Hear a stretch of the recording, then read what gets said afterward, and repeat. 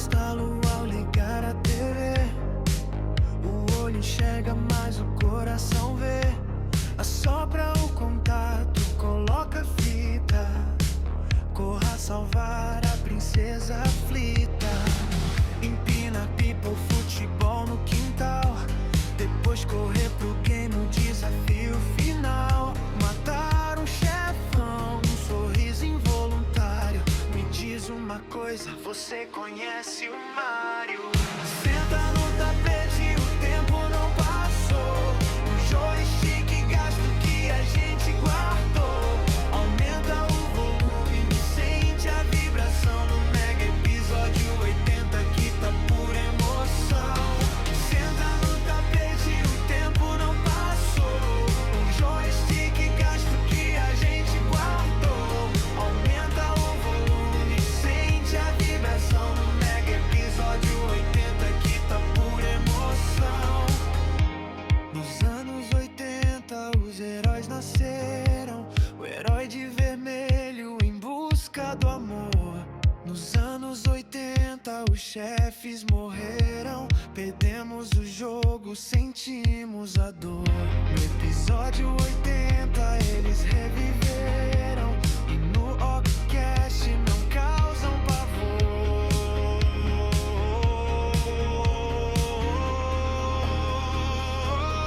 Uma ficha no bolso, uma ideia na cabeça. Salvar a princesa, não importa o que aconteça. Se perder de primeira, rejoga, aprende e tenta. Aqui não se perde, bem-vindo ao episódio 80.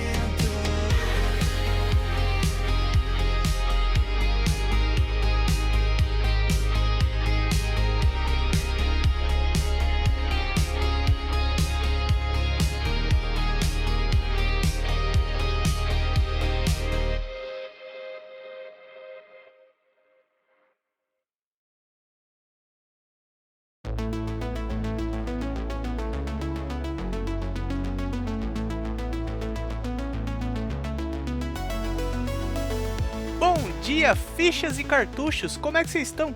Tranquilo?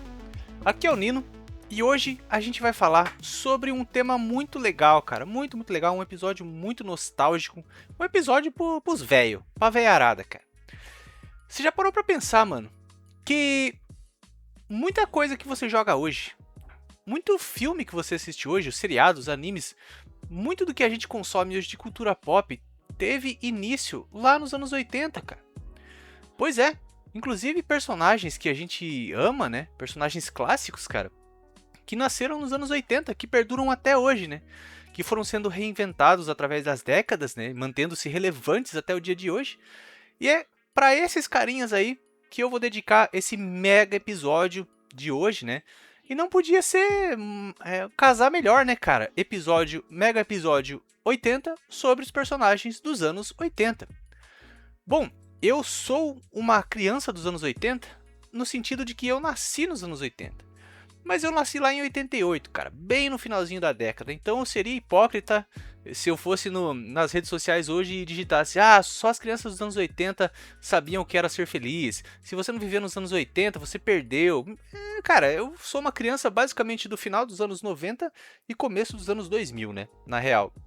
Mas tem uma coisa que eu sempre amei, que são os anos 80, cara. A cultura pop dos anos 80, né? Os meus filmes favoritos, muitos deles são dos anos 80, sabe? Acho que é o clichê, né? De Volta pro Futuro, O Exterminador do Futuro, Robocop, filmes de capa e espada de fantasia, Conan, né? A maioria dos filmes, assim, são dos anos 80, Willow, esses filmes clássicos. O meu estilo de música favorito ainda é heavy metal dos anos 80, Iron Maiden, Judas Priest, que tecnicamente, né, Judas Priest e Iron Maiden são dos anos 70, sim, eu sei, mas eles redefiniram, né, o metal nos anos 80 e se popularizaram o metal mesmo dos anos 80, né, o hard rock também.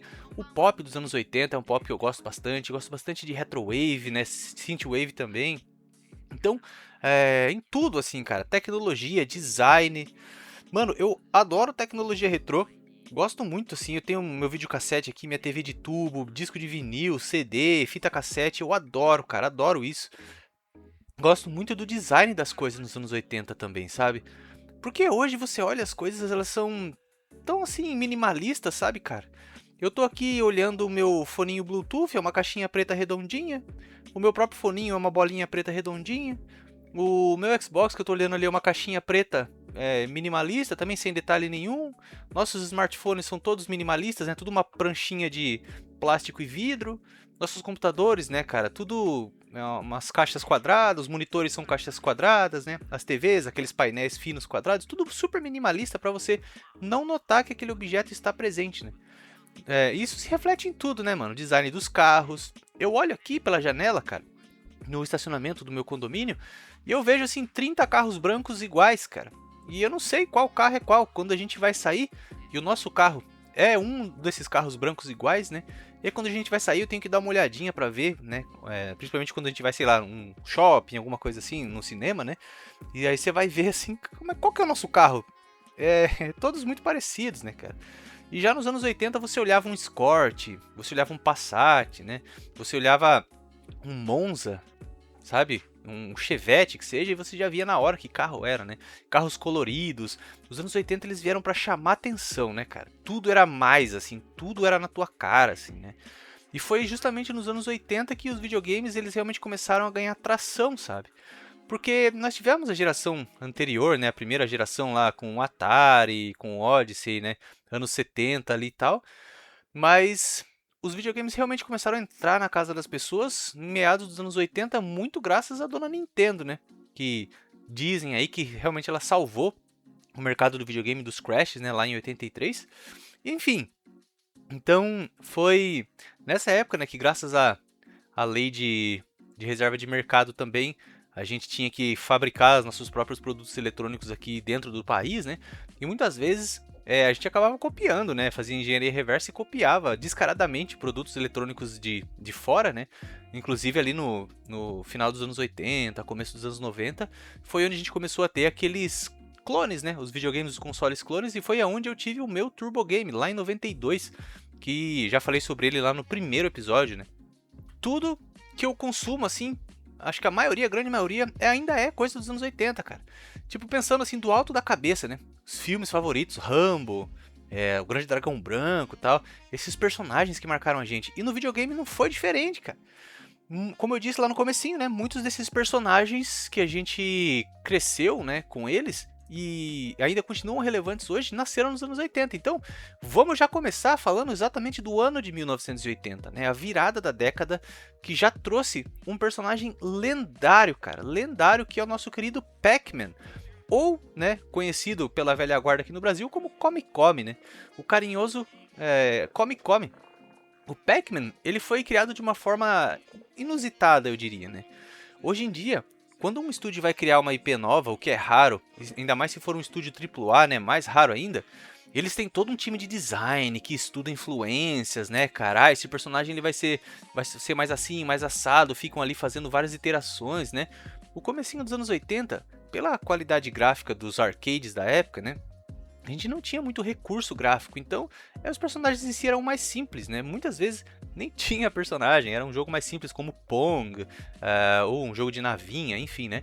E o Pac-Man ele foi criado por um designer chamado Toru Iwatani, que ele era um jovem designer de jogos lá da Namco, cara. Ele entrou na Namco no finalzinho dos anos 70, né? Trabalhou em alguns títulos lá, e em 1980, né, essa ideia do Pac-Man surgiu de algo simples e inesperado. Basicamente, o Toru Iwatani estava numa pizzaria, e aí ele estava comendo a pizza, tirou um pedaço da pizza, e ele viu, né, ao olhar para a pizza, assim, ele percebeu que parecia uma cabecinha de lado com a boquinha aberta, né?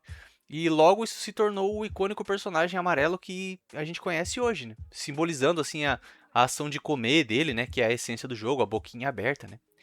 É claro que além da pizza, o Iwatani também foi influenciado pelo termo japonês paku paku, que é uma onomatopeia que descreve o som de alguém mastigando ou abrindo e fechando a boca repetidamente no Japão.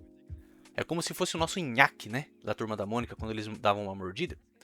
Então, o objetivo do Iwatani, na verdade, cara, ele tinha notado assim, quando ele entrou na Namco lá no final dos anos 70, começo dos anos 80 ali, né, a popularização dos arcades e tal, ele começou a perceber, cara, que os jogos em si eles eram muito orientados para o público masculino, porque eram sempre jogos de guerra, jogos de conflito espacial, né, cara, Space Invaders, asteroides e tal.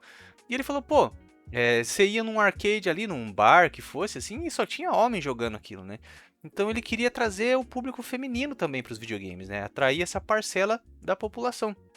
Então, a ideia dele era criar algo diferente dos tradicionais shoot 'em ups, né, os joguinhos de tiro da época. E curiosamente, né, quando ele desenhou o jogo, né, ele já projetou para ser um jogo de labirinto ali, um personagem mais identificável, que não fosse um guerreiro, que não fosse um soldado, né, e os fantasminhas coloridos ali para realmente atrair as meninas, né, na época. E uma coisa curiosa também, cara, é que o nome do personagem, na verdade, não seria Pac-Man, seria Puckman, porque ele parece aquele disquinho de hockey, né, que se chama Puck. Então ele se chamaria Puckman.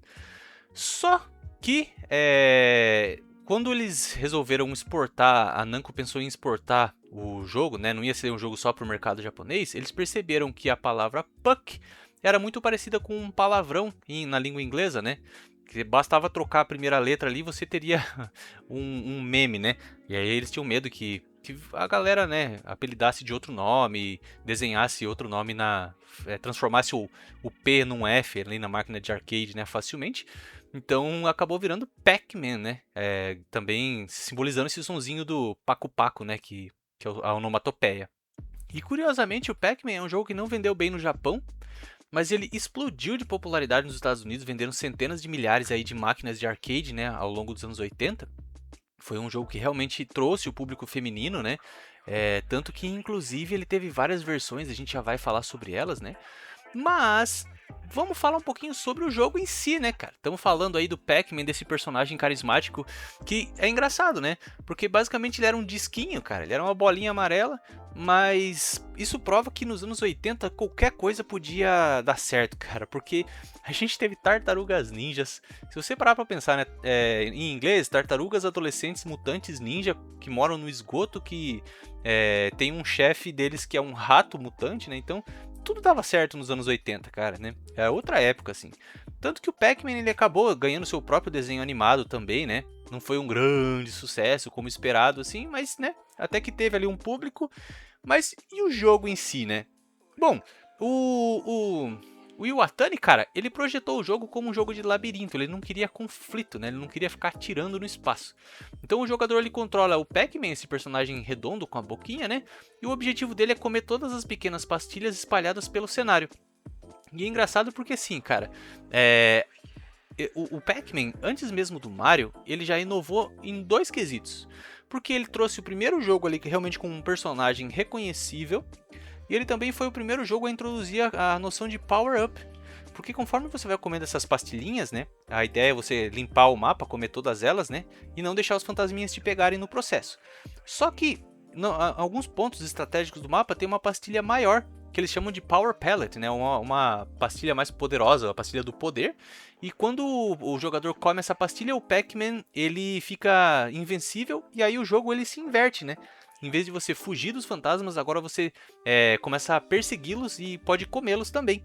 E aí quando você come eles voltam, digamos, correndo pra casinha deles ali, pra cela deles, que eles ficam presos ali no meio do mapa, né? Então, basicamente é isso, cara. Ele é um jogo que tem uma mecânica bem simples, mas muito viciante. Ele é o exemplo clássico de um jogo de fliperama, né, cara? É um jogo fácil de aprender, só que difícil de dominar. Então, quando você tá começando a pegar a manha e você morre, você sempre volta para uma próxima partida, porque você sempre vê o que você poderia fazer melhor, né? E isso era sucesso, né, cara, pros arcades da época. Uma outra coisa que esse jogo inovou, mais uma inovação do Pac-Man, que às vezes as pessoas não sabem, é que os fantasminhas, né, que inclusive eles têm nome, né, são 4 fantasminhas que perseguem o Pac-Man no jogo, né, que é o Blink, que é o fantasminha vermelho, o Pink, que é o rosa, o Ink, que é o ciano, que eles falam, tipo azul, né, e o Clyde, que é o laranja. Cada fantasma, cara, tinha uma inteligência artificial única, tinha um padrão de movimento único. E isso é uma coisa que não tinha, né? A gente não tinha visto isso em nenhum jogo anteriormente, cara. Pra você ter uma ideia, né? O Blink, ele é chamado de o perseguidor. Ele é o vermelhinho, né? Ele tem uma personalidade agressiva, ele é mais direto e ele é persistente. Ele fica perseguindo o Pac-Man diretamente, tentando sempre alcançar ele na sua posição atual. Quando o jogador come muitas pastilhas, o Blink ele entra num estado chamado Cruz Elroy, ficando ainda mais rápido, o que aumenta drasticamente a dificuldade do jogo. Então o papel dele no jogo é representar essa pressão constante sobre o jogador. Já o Pink, né, o Rosinha, ele é mais astuto e calculista, cara. Ele não fica seguindo o Pac-Man diretamente, ele tenta se posicionar 4 casas à frente da direção do jogador, armando emboscadas. Dá aquela sensação de que ele tá lendo a tua mente, sabe? Então ele representa no jogo um planejamento, uma antecipação, você tem que ficar sempre de olho aonde ele tá indo para ele não te encurralar, né? A gente tem o Wink também, que é o azul, que é o ciano, né? Que ele é o imprevisível, ele é o caótico, né? O instável. Ele usa uma equação complexa de programação, que leva em conta a posição do Pac-Man, a direção do movimento do Pac-Man e a posição do Blink, que é o vermelhinho. Isso faz com que o seu comportamento seja imprevisível, alternando entre perseguição e afastamento. O papel simbólico dele no jogo é que ele representa o caos e a incerteza. E temos o Clyde, que é o laranjinha, né? Que é o indeciso, que é o medroso. Ele persegue o Pac-Man, mas apenas até chegar perto. Quando ele se aproxima demais, ele foge para o canto do mapa, né? Ele parece meio burro, meio perdido, mas isso é intencional. Ele representa um comportamento mais contraditório e emocional ali. Então, cada personagemzinho, cada fantasminha, né, tinha a sua inteligência artificial separada, sabe? O que adicionava não só na sua estratégia, mas te deixava tenso, cara. E adicionava um grande fator de rejogabilidade também, um fator de replay, né? É engraçado porque o Pac-Man, ele saiu em 1980. E percebendo que realmente as meninas estavam se interessando por ele, em 81, no ano seguinte, saiu a Miss Pac-Man, que era o jogo onde você controlava a esposa do Pac-Man, né? Ele era um joguinho mais colorido, os gráficos eram mais coloridos, basicamente era o mesmo jogo, mas o Pac-Man agora, que era a senhora Pac-Man, ela tinha até um lacinho na cabeça, né? E curiosamente, a Miss Pac-Man ela não foi criada pela Namco, ela foi criada por um grupo de estudantes do MIT, né, a faculdade de tecnologia lá nos Estados Unidos, né? Só que o jogo ficou tão fofinho, assim, ficou tão legal, que a Namco comprou os direitos, né, e publicou ele como um jogo, realmente uma continuação ali de Pac-Man. E em 83, no ano seguinte, a gente teve o Junior Pac-Man, que foi o mais jogo que não foi feito pela Namco, foi feito pela Midway. E onde você joga com o filho, né, do Pac-Man e da Miss Pac-Man. A diferença entre eles, cara, é que o Pac-Man, na verdade, ele é o mais basiquinho. Na Miss Pac-Man, né, do ano seguinte, você já tem 4 labirintos diferentes, com cores e layouts diferentes. Já no Junior Pac-Man, você tem 7 labirintos gigantes, cara, que fazem scrolling lateral. Então é um jogo muito maior, né, no seu escopo, assim. E o Junior Pac-Man ele adicionou mais uma camada estratégica, cara, que era tipo assim, quando tinha uma fruta ou algum item bônus, tipo um triciclo assim, que ficava andando pelo mapa, né, ele passava por cima dos pellets, dos pontinhos comuns, eles cresciam virando mega pontos, né, e eles valiam 50 pontos em vez de 10. Então a tendência do jogador era ficar coletando esses pontos maiores, né, só que ele diminuía a velocidade do Junior Pac-Man enquanto ele comia, tornando ele um alvo mais fácil, né. Então adicionava mais uma camada de estratégia, porque jogos nos arcades nos anos 80, cara, a ideia não era, né, você experimentar uma história profunda ali. A ideia era você bater a pontuação, né, cara? Então, ele foi bastante inovador nesse sentido também. E o Pac-Man, desde 1980, cara, ele tem pelo menos um jogo novo, ou um remaster, ou alguma versão, algum port, né, por ano. Até hoje, né? Até hoje a gente tem jogos do Pac-Man saindo, assim, e jogos, cara, que sinceramente são muito criativos, muito legais, assim. Os jogos muito diferentes, cara. Apesar de ele ter começado, né, com essa ideia do labirinto, assim, o Pac-Man ele já teve jogo de plataforma, ele já teve jogo de plataforma 3D, 2D, ele já teve jogo de kart, de corrida, ele já teve jogo de puzzle, de quebra-cabeça, teve Pac-Man para os fliperamas até em primeira pessoa. Pois é, cara. O Pac-Man já apareceu em jogo de luta, tipo Street Fighter vs Tekken. Então, ele já apareceu até no Fall Guys como personagem jogável, né? E ele vem tendo versões aí diferentes até hoje. Inclusive uma versão que eu recomendo muito jogar, que foi inclusive a versão final que o Toru Iwatani participou, né? Ele já não faz mais, não trabalha mais com games, né? Mas o último jogo que ele produziu foi o Pac-Man lá em 2007, o Pac-Man Championship para PlayStation 3 e Xbox 360. E depois, acho que em 2009 ou 2010... teve uma versão com mais conteúdo, que é o Pac-Man Championship DX ou DX, que é uma versão que está sempre baratinha, funciona na retrocompatibilidade dos consoles modernos e é absolutamente viciante, cara. A gente teve até um Pac-Man Battle Royale, assim, que você pode jogar com outros jogadores, né? Multiplayer, assim. E, cara, não se deixe enganar. Parece um conceito bobinho, um conceito ridículo, mas quando você joga o Pac-Man, cara, ele é um jogo que te prende, velho. Te prende mesmo. Até o Pac-Man, o Championship DX, às vezes eu ia jogar ali um pouquinho, cara. A hora que eu via, tinha passado, sei lá, 2 horas, sabe? Que eu tava jogando aquilo ali. E realmente ele te prende assim, sabe? Graficamente ele é muito bonito, você pode escolher vários estilos gráficos, enfim, cara. O Pac-Man ele é tão grande, cara, que ele faz até parte do acervo do MoMA, que é o Museu de Nova York, como exemplo de design interativo. E é um dos personagens até hoje mais reconhecidos do planeta, né? Ao lado do Mickey Mouse e do Mario. Se você quiser experimentar os Pac-Mans clássicos hoje, tem uma compilação chamada Pac-Man Museum Plus, para todas as plataformas modernas, onde você tem todos os clássicos lá, e eu recomendo muito, cara. Mas é isso, nosso saudoso, nosso querido Pac-Man aí inaugurando a nossa lista dos personagens dos anos 80.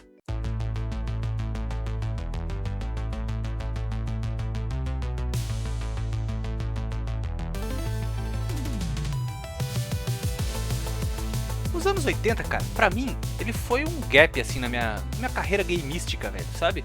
Porque são jogos que realmente, a geração 8 bits, Nintendinho, Master System, assim, foi a geração que eu tive menos contato na minha vida, assim. Até hoje, assim, é uma geração que poucas vezes eu revisito, assim, porque pra mim são jogos, primeiro, muito rudimentares demais, né? A maioria desses jogos são realmente muito, muito primitivos. E segundo, que são jogos geralmente muito, muito difíceis também. Então é uma coisa que acaba me afastando um pouco, né? Então essa foi uma das pautas mais difíceis que eu tive que fazer, cara. Porque, por exemplo, esse próximo personagem que a gente vai falar agora, um clássico, né? É o nosso querido Donkey Kong, lá de 1981. Um personagem que, mano, cada vez que sai um jogo dele, todo mundo para, né, cara? A internet para. Só se fala disso, né?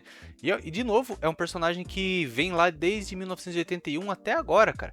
Tivemos aí um último jogo dele bem recentemente, o maravilhoso Donkey Kong Bonanza, né? Saindo aí em 2025. E é um personagem que, como o próprio Pac-Man antes dele, ele também vem se renovando, sabe? Muitos jogos estilos diferentes também, né? Mas vamos voltar lá no comecinho, né? Eu não tive muito contato com o Donkey Kong, bem pouco contato com esse Donkey Kong mais antigo. Eu fui ter contato com ele, acho que igual 90% das pessoas lá na série Donkey Kong Country, né, do Super Nintendo, cara. Mas a criação do personagem é uma coisa interessante, é uma história interessante, cara. O Donkey Kong, cara, foi o personagem que salvou a Nintendo da falência lá em 81, cara. Porque em 81, a Nintendo tinha investido tudo que ela tinha num jogo chamado Radar Scope, que era mais um jogo de tiro espacial, de nave, no mercado que já estava ficando saturado, né? E pô, foi um fracasso, um flop, não vendia o negócio, o mercado já não queria mais esse tipo de jogo, né? E aí a Nintendo precisava urgentemente de um sucesso para converter milhares de máquinas de fliperama que estavam paradas no galpão lá, cara. E aí, meu amigo, entregaram esse projeto de Salve a Nintendo nas mãos de um jovem designer novato, um carinha aí bem desconhecido, um tal de Shigeru Miyamoto, não sei se você já ouviu falar, eu nunca ouvi. E foi a primeira vez que um jogo foi desenvolvido priorizando a narrativa e o design de personagens antes sequer da programação mais técnica, né? Então ele desenvolveu o Donkey Kong, né? Só que originalmente a ideia não era desenvolver o Donkey Kong, né? A Nintendo ela tentou licenciar os personagens do desenho Popeye, que estava em alta na época, e o jogo teria o Popeye como herói, o Brutus como vilão sequestrador e a Olivia Palito como a donzela em apuros, né? Só que quando a licença não deu certo, a licença foi negada, né? O Miyamoto ele criou substitutos. Então, ele criou, em vez do Popeye, o herói virou o Jumpman, que viria a ser o Mario, né? A Lady, que na verdade era chamada de Pauline, né? Que substituiu a Olivia Palito. E o Gorilla, o Donkey Kong, que substituiu o Brutus, sabe? E é engraçado porque quando esse jogo saiu, ele foi um enorme sucesso. Ele começou a colocar a Nintendo, o nome da Nintendo no mapa. E aí o pessoal da Popeye voltou atrás na decisão, né? Tentou de novo fechar um acordo com a Nintendo e aí finalmente saiu o jogo do Popeye que deveria ter saído, né? Inclusive eu joguei no meu Turbo Game, cara. Eu não joguei o Donkey Kong original, mas eu joguei o Popeye no meu Turbo Game. E são basicamente ali o mesmo jogo, né? Mas com uma skin meio diferente. Então, bom, antes da gente falar um pouco do jogo, vamos falar mais do Donkey Kong, né, cara? O nome do personagem, ele meio que gera debates até hoje, mas a versão oficial do Miyamoto é que ele queria transmitir a ideia de um gorila que fosse teimoso, que fosse cabeça dura, que fosse meio burro, assim, sabe? E ele consultou um dicionário de inglês para japonês na época, procurando uma palavra que significasse teimoso ou burro, tipo cabeça dura, né? E encontrou Donkey. Donkey é burro em inglês, só que Donkey é o animal, né? O asno mesmo, né? E na época, no Japão, né, a palavra Kong era uma gíria comum para se referir a gorilas, em grande parte devido à influência cultural do próprio filme King Kong. Então juntou ali os dois, né, virou o Donkey Kong. E assim, o jogo ele é bem básico, de novo, ele traz aquela fórmula já super criativa da Nintendo, né, cara? De um jogo que é facinho de entender, fácil de pegar a manha, mas difícil de dominar, né? Então nesse jogo, cara, você começa, né, basicamente tem uma torre que você tem que ir subindo os andares, né, pelas escadinhas ali. Você começa lá embaixo como o Mario, que nem chamava Mario nessa época ainda. E uma outra curiosidade, cara, você sabia que o Mario, ele só tem bigode e boina e macacão porque era o que dava pra fazer com poucos pixels na época? Porque se você tentasse fazer um personagem mais complexo ali, cara, não dava para discernir o que era o personagem. Então, para discernir que era um homem ali e tal, que tinha um rosto e tudo mais, o bigode precisou entrar, né? O cabelinho dele não ficava parecendo cabelo, então eles acabaram transformando numa boininha para ficar mais bonitinho, né? E o macacãozinho também para dar uma identidade mais para ele ali também de um carpinteiro, né? Que ele não era nem um encanador na época. E é legal, cara, esse jogo, porque até hoje ele é um looping bem viciante, assim, o que mostra a qualidade atemporal do título, né, mano? Um negócio que até hoje, em 1981, você consegue jogar numa boa, então significa que realmente o jogo passou o teste do tempo, sabe? E aí você começa, então, lá na parte de baixo, tem vários andares para você ir subindo, né? E lá em cima tem o Donkey Kong, que tá com a Pauline como prisioneira. E conforme você vai subindo as escadinhas, né? Pulando ali os obstáculos, ele vai jogando barris, cara. Ele vai soltando barris que vão descendo, rolando por esses andares. E você tem que escapar desses barris. Só que às vezes esses barris, cara, eles caem num lugar assim e pegam fogo. Aí você tem que escapar das chamas que vem vindo na sua direção. Tem alguns power-ups que você pode pegar também, como uma marreta, tipo uma barreta biônica que ele vai. Que depois virou aquela estrelinha, né, no Super Mario Bros. Que deixa você invencível, você vai destruindo todos os obstáculos. Então ele vai colocando alguns power-ups e vai variando o cenário. Então, tipo, a primeira fase, sei lá, você tem que subir 10 metros. A segunda você já vai subir 30 metros. Então vai ficando cada vez mais e mais difícil, mais longe, né, pra você alcançar a Pauline para poder salvar ela. E é isso, cara. Basicamente você vai evitando os obstáculos, pegando power-ups até chegar na Pauline, né? Vai pulando ali pelo caminho e fazendo uma pontuação mais alta. Só que como o próprio Pac-Man que eu comentei, né? O Donkey Kong ele foi se reinventando com o tempo também, cara. Então a gente teve, né, em 81 esse Donkey Kong, depois a gente teve, no ano seguinte, né, tivemos o Donkey Kong Jr., que aí você já joga com o filho do Donkey Kong, cara. E aí o jogo inverte, porque agora é o Mario que prendeu o Donkey Kong numa jaula e você tem que subir os cipós, pulando de cipó em cipó e subindo pelas plataformas, como o filho do Donkey Kong para resgatar o pai dele, né? O Donkey Kong Jr. Aí em 83, então já no outro ano seguinte, tivemos o Donkey Kong 3, que de novo é um jogo totalmente diferente, onde você não controla nem o Jumpman e nem o filho do Donkey Kong, você controla o Stanley, que é um dedetizador, e ele tem tipo uma pistola de veneno, sei lá, de dedetização, e você tem que ir atirando no Donkey Kong que está segurando em 2 cipós, enquanto ele vai soltando um monte de abelhas, ele vai batendo ali nos vespeiros e vai soltando as abelhas, e você tem que ir matando as abelhas, cara. É realmente bem diferente um do outro, né? E todo ano foi tendo variações dessa fórmula, até que a gente chega em 1994, onde estreia a série Donkey Kong Country, né, no Super Nintendo e no Game Boy. E aí, meu amigo, o resto é história, meu velho. A gente teve o Donkey Kong Land, né, em 95 para Game Boy. No ano seguinte, Donkey Kong Land 2 também, que são jogos muito legais por si só. Depois, no próprio Game Boy Color, nós tivemos o Donkey Kong Country 3, Dixie Kong's Double Trouble, o Donkey Kong Land 3, e assim foi seguindo, cara. Ele começou nos arcades, foi pro Super Nintendo, depois se popularizou no Game Boy, né? E ele teve também a sua própria versão de kart lá em 97 para o Nintendo 64, que é o Diddy Kong Racing, que é um jogo muito legal também. Eu tenho meu cartuchinho aqui ainda e de vez em quando eu jogo ele, é super legal. Depois de 99, né, foi a primeira versão do Donkey Kong de aventura mesmo, de plataforma em 3D para o 64. É um jogo que a galera não gosta muito, torceu um pouco o nariz. Eu confesso que apesar de eu ter esse jogo, cara, eu não me lembro de nunca ter jogado ele, nunca tive muita vontade de jogar. Pelo review da galera mesmo, as pessoas falam que é um jogo muito cansativo, assim, não é interessante, você tem que ficar catando, colecionando muita coisa, né? E aí depois a gente tem o Donkey Kong que volta pro Game Boy Color nos anos 2000. Temos o Donkey Konga em 2003 pro Nintendo GameCube, que é um jogo super legal, onde você vai não só jogando o jogo de plataforma, pulando os obstáculos, mas o legal dele é que o jeito que você controla ele é com 2 bongos, cara. Você vai batucando nos bongos ali, né? E o Donkey Kong vai fazendo as ações na tela. No ano seguinte a gente teve o Jungle Beat, que parte da mesma premissa, né? E assim foi seguindo, cara, ao longo do tempo, né? A série Tropical Freeze, a série do Donkey Kong Country Returns lá no Wii em 2010, né? Até a gente chegar no Bonanza aí em 2025. Então, ele é um jogo que está sempre se reinventando. E, cara, Donkey Kong, assim como eu diria a maioria dos jogos, se não a grande maioria dos jogos da Nintendo, não cai a qualidade, né, cara? Não importa o estilo que o jogo seja, a plataforma em que ele esteja rodando, né? A qualidade do título sempre se mantém. Você parar para pensar que os caras conseguiram fazer um Donkey Kong Country rodar num Game Boy, que é um hardware de 1989, de uma forma que é muito parecida com o console de mesa, cara, é algo surreal, mano. Então, parabéns para a Nintendo, parabéns para o nosso querido Shigeru Miyamoto, né? Todo mundo lembra dele como o pai do Mario, mas poucos se lembram que ele foi, antes disso, o pai do Donkey Kong, cara.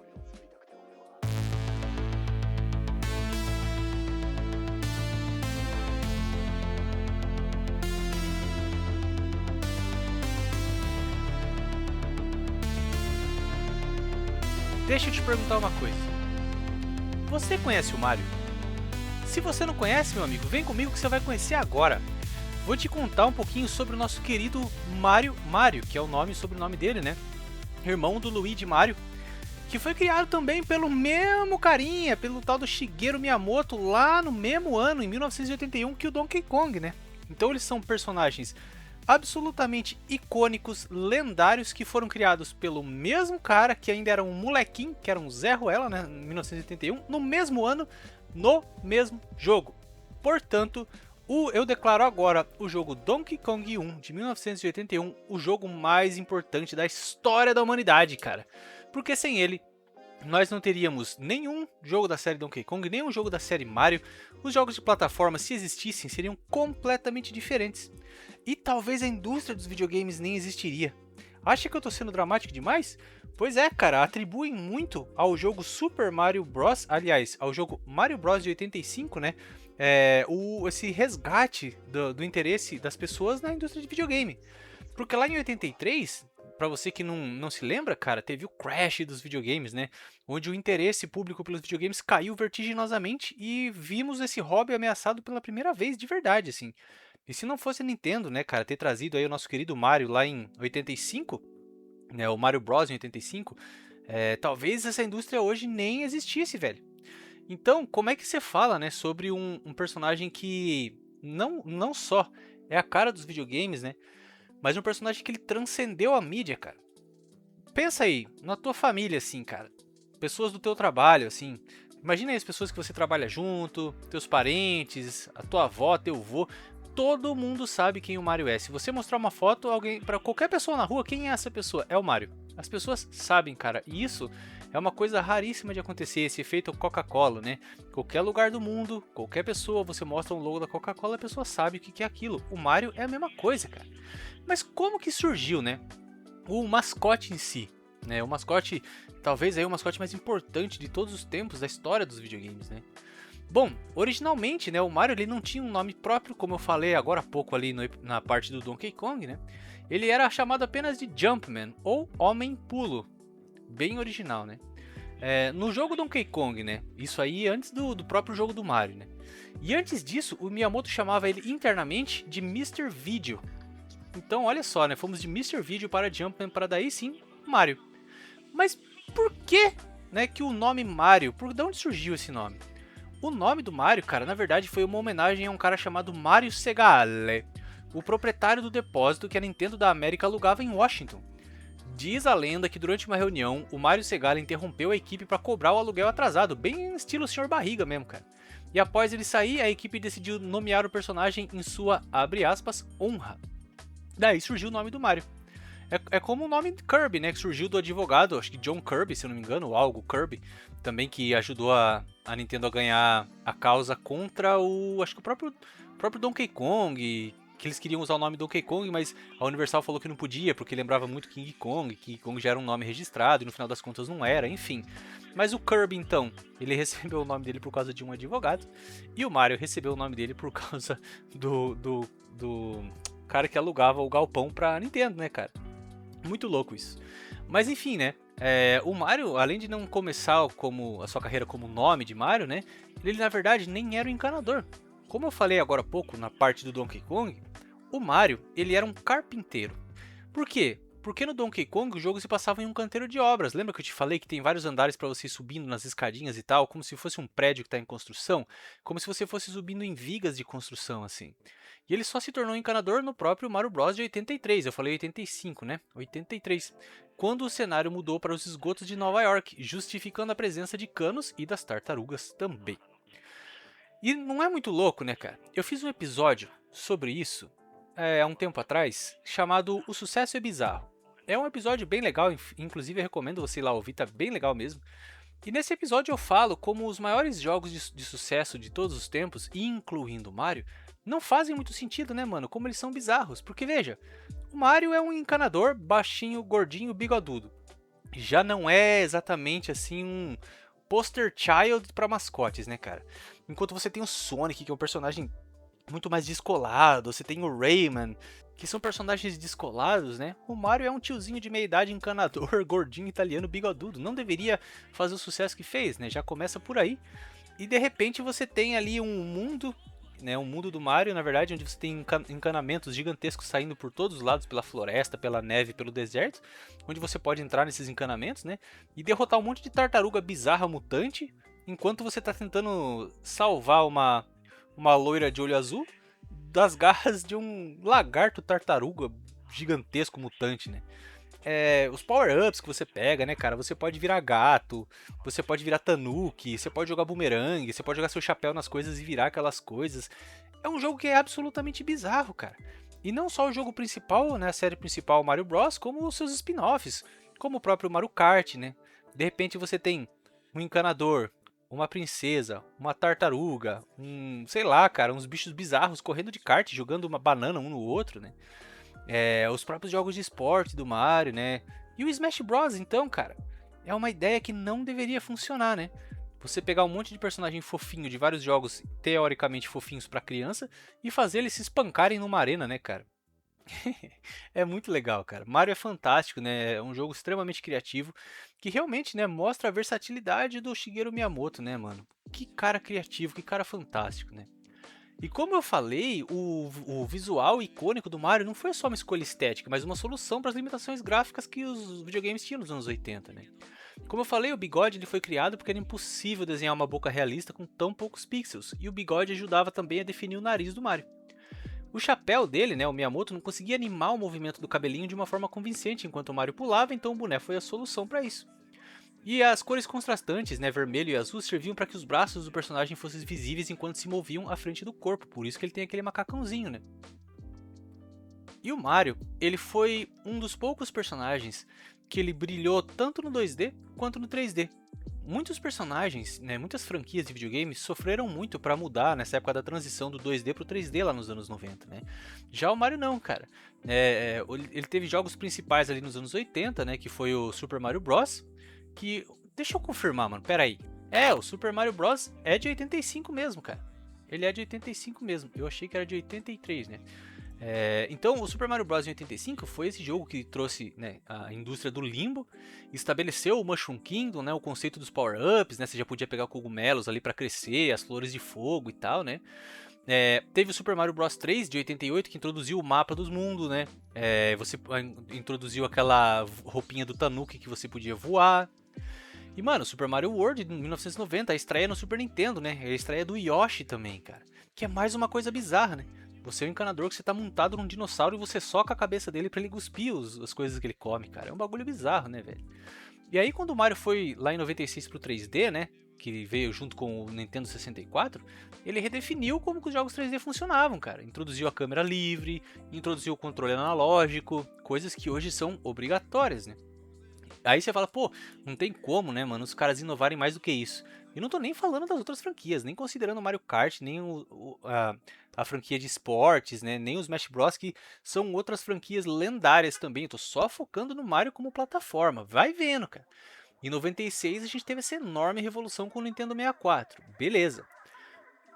Tanto que dizem que o controle do Nintendo 64 foi feito para jogar o Mario 64. Talvez nem tivesse tido um controle analógico, um direcional analógico, se não fosse esse jogo, né?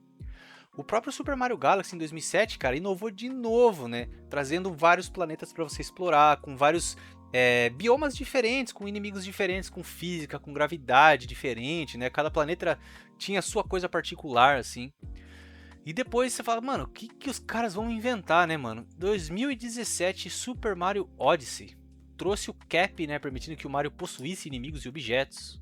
Lógico que cada pessoa vai ter o seu Mario preferido, né, cara? E eu falo assim pra você, quando eu era moleque, cara, eu joguei em algum lugar o primeiro Super Mario Bros. De 1985, né? Eu não sei onde foi, não lembro onde eu tava, mas eu me lembro que esse jogo ele teve um grande impacto em mim, porque tudo nele, cara, era top tier, assim. O gráfico era bem legal, era super colorido, o personagem era diferente, o mundo era diferente, os inimigos eram diferentes, a jogabilidade era super diferente, né? Então o primeiro Super Mario Bros. De 85, se você jogar ele hoje, é o que eu falei do Donkey Kong, cara. Ele se mantém um jogo atual e maravilhoso. E cara, Super Mario Bros 3, do Nintendinho ainda, pelo amor de Deus, mano. Cara, assim, como é que você fala de uma obra desse calibre, né, cara? Até a trilha sonora era maravilhosa, os gráficos, tudo. Pensar que aquele jogo era do Nintendinho é surreal, né, mano? E eu ainda tenho o meu Nintendinho com o meu cartucho de Super Mario Bros 3 aqui hoje e ele vai morrer comigo, mano. É um jogo que é absolutamente obrigatório pra qualquer pessoa. E quando você pensa que essa fórmula não poderia ficar melhor, os caras vêm com o Super Mario World de 90 lá no Super Nintendo, mano. Cara, que vontade que dá, né? De colocar as músicas aqui pra ouvir e simplesmente ficar ouvindo assim. Trilha sonora maravilhosa, você poder jogar com o Luigi, aquele mapa do mundo, os mapas secretos, né, cara? Um monte de segredo em cada fase, fase da água, o Yoshi. Pelo amor de Deus, cara, é maravilhoso demais, velho. Aquele tema de teatro, né, que você tá jogando dentro de uma peça de teatro, como se as coisas fossem próprias do cenário, assim. É maravilhoso, né? E como eu falei, o Mario ele foi tendo suas séries derivadas, que todas por si só são sucessos estrondosos. Mario Kart, Mario Party, Paper Mario, Super Smash Bros, a série Mario Sports, né? Enfim, e o Mario foi passando por toda a sorte de consoles também. Consoles de mesa, né, cara? Foi passando pelos consoles portáteis, a série Mario Land, né, cara, pro Game Boy, assim. Ai, cara, que alegria que dá falar de Super Mario, né? No geral, assim, qualquer jogo, cara. O All Stars, o remake pro Super Nintendo. E o Super Mario World 2, o Yoshi Island de 95 do Super Nintendo, cara. Que parece que o jogo é desenhado à mão com giz de cera, mano. Como que pode esses caras serem tão criativos, né, velho? É uma série que, assim, como eu falei, é o próprio caso do Donkey Kong. Quando um novo Mario é anunciado, todo mundo para pra ver, cara. O que eles vão inventar agora, né? Eu tava jogando recentemente, inclusive, o Super Mario Bros. Wonder, do Nintendo Switch com a minha esposa, e cada fase uma mecânica diferente, né? Não decepciona nunca, cara. O Mario não decepciona nunca, né? E o Mario, ele é um sucesso comercial, né? Estrondoso. É a maior franquia de videogames do mundo. O Mario é a franquia de videogame mais vendida de todos os tempos, cara. Com mais de 830 milhões de cópias vendidas, somando todos os jogos, todas as séries, né? Só pra você ter uma ideia, o Super Mario Bros, o primeiro jogo da série, vendeu mais de 40 milhões de cópias sozinho no Nintendinho. O que é isso, cara? É muita cópia. Até teve uma pesquisa, cara, nos anos 90, nos Estados Unidos, né, que dizia que o Mario ele era mais reconhecido pelas crianças americanas do que o Mickey Mouse, velho. Loucura, né? Umas curiosidades que é legal também do Mario, cara, é que ele foi vilão no jogo Donkey Kong Jr. 2 de 82, que eu falei agora há pouco, né? Onde ele prendia o Donkey Kong e o filho do Donkey Kong tinha que resgatar o pai, né? Uma outra coisa que é interessante, cara, não sei se você já percebeu, é que o Mario, né, é um erro bem comum, na verdade, achar que o Mario ele bate nos blocos com a cabeça. Quando na verdade, se você observar quadro a quadro, você vai ver que ele levanta o punho para quebrar os blocos. Então ele quebra os blocos no soco. E ele também dá soco na cabeça do Yoshi pro Yoshi soltar o que ele tá segurando na boca, né? É bem violento assim. Até o Luigi tem essas próprias curiosidades, cara. Você sabia que o nome Luigi foi escolhido por soar parecido com a palavra japonesa Ruigi, que significa semelhante? E ao mesmo tempo é um nome italiano, né, cara? Então casou bem. E assim, o Mario ele tem um milhão de curiosidades. Eu me lembro que quando eu era moleque, em 93, eu fui assistir o filme do Mario, assim, cara, e eu saí traumatizado daquele negócio, né? Foi um fracasso retumbante, assim, que afastou a Nintendo, na verdade, de Hollywood por décadas, mano. E o trauma desse filme só foi superado em 2023 com o Super Mario Bros. O filme, né? Que aí sim arrecadou mais de 1,3 bilhão de dólares, foi um sucesso estrondoso. Já anunciaram aí, né? O filme do Super Mario Galaxy, então já tô bem no hype para assistir. E por quase 30 anos, né, de 1991 a 2023, a voz do Mario foi interpretada pelo queridíssimo Charles Martinet, que inclusive veio no Brasil várias vezes, que é um cara que foi sempre muito legal com os fãs, né, tirava foto com a galera, sorrindo, falava as frases, né, e foi ele que criou os famosos bordões It's a me, Mario e Wahoo, que o Mario faz, né. Recentemente ele acabou se aposentando aí meio que à força pela Nintendo, né? A Nintendo encerrou o contrato com ele, passando o bastão para o Kevin Afghani em Super Mario Bros. Wonder. Bom, assim, como é que você vai falar de Mario, né? Sem falar da influência que ele teve em tudo, né, mano? O Mario teve desenho na TV. Mario, como eu falei, teve filme. Além dos jogos, linha de roupa, brinquedo, Lego, carrinho da Hot Wheels, brinde do McDonald's. Tudo que você imaginar, lancheira, né?